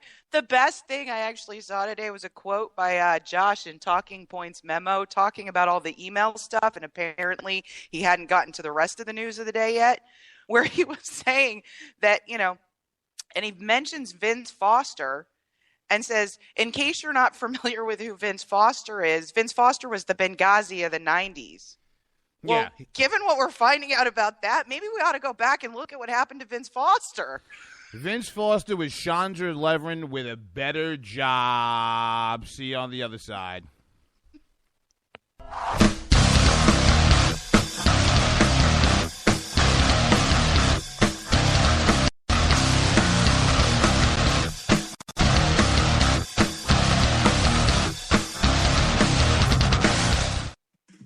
Hey everybody, this is Jason, host of According to Me. I'd like to invite you to check out my show. It's a 2-hour show that lasts 60 minutes in... listen, I hate to interrupt, but one thing I can do is read off a script. Just say, let me be clear a lot. It works. President Obama, I can handle this. It's a radio promo. I'm not green. I've done this before. Did someone say green? Now, Al Gore is here. Listen, I'm just trying to record a radio promo. Do you mind? Now, do you say good things about me on the show? No, not at all. But if it makes you feel any better, I rip on Republicans just as much. The AM radio frequencies give off very high levels of radiation. Look, my show is on the internet, which you invented. Can I just do my promo? I got a pen. I can veto that, I know you got a pen. It's not a law. It's a radio promo. Listen, just listen to my show. Barack Obama and Al Gore hate it, so you're going to love it. Here's an executive order. Don't listen to a show. He doesn't like me. He's racist. And he doesn't recycle either. That's it. I'm done. It's According to Me, Wednesdays, 10 p.m. Eastern, right here on K98 Talk.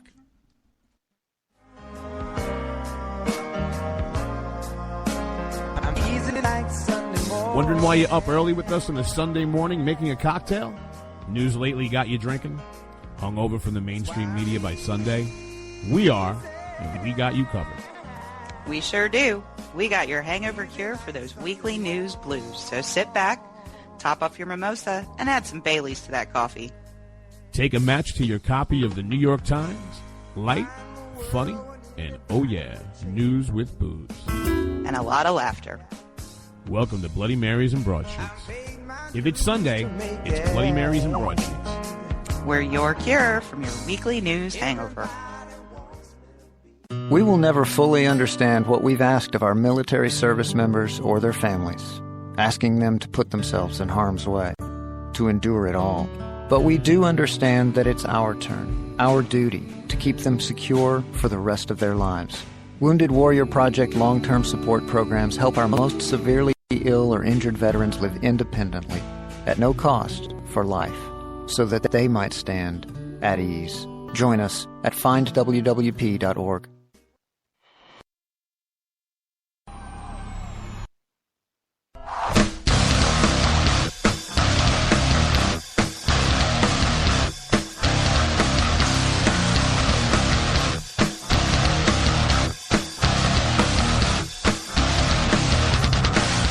JD and Stacey back on Game On here on K98Talk.com. Everybody get over to K98Talk.com right now. Talk to Stacey in the chat room. She told me there's some bombs being thrown over there, baby. Come back. Find us.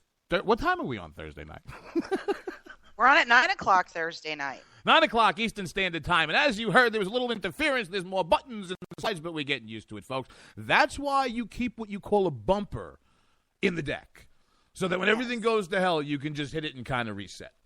And for those of you who are new to us, that awesome bumper is done by Alfonso Rachel and his band 20 Pound Sledge. Yeah, and he was kind enough to let us use it. Yeah. Oh, yeah, that's right.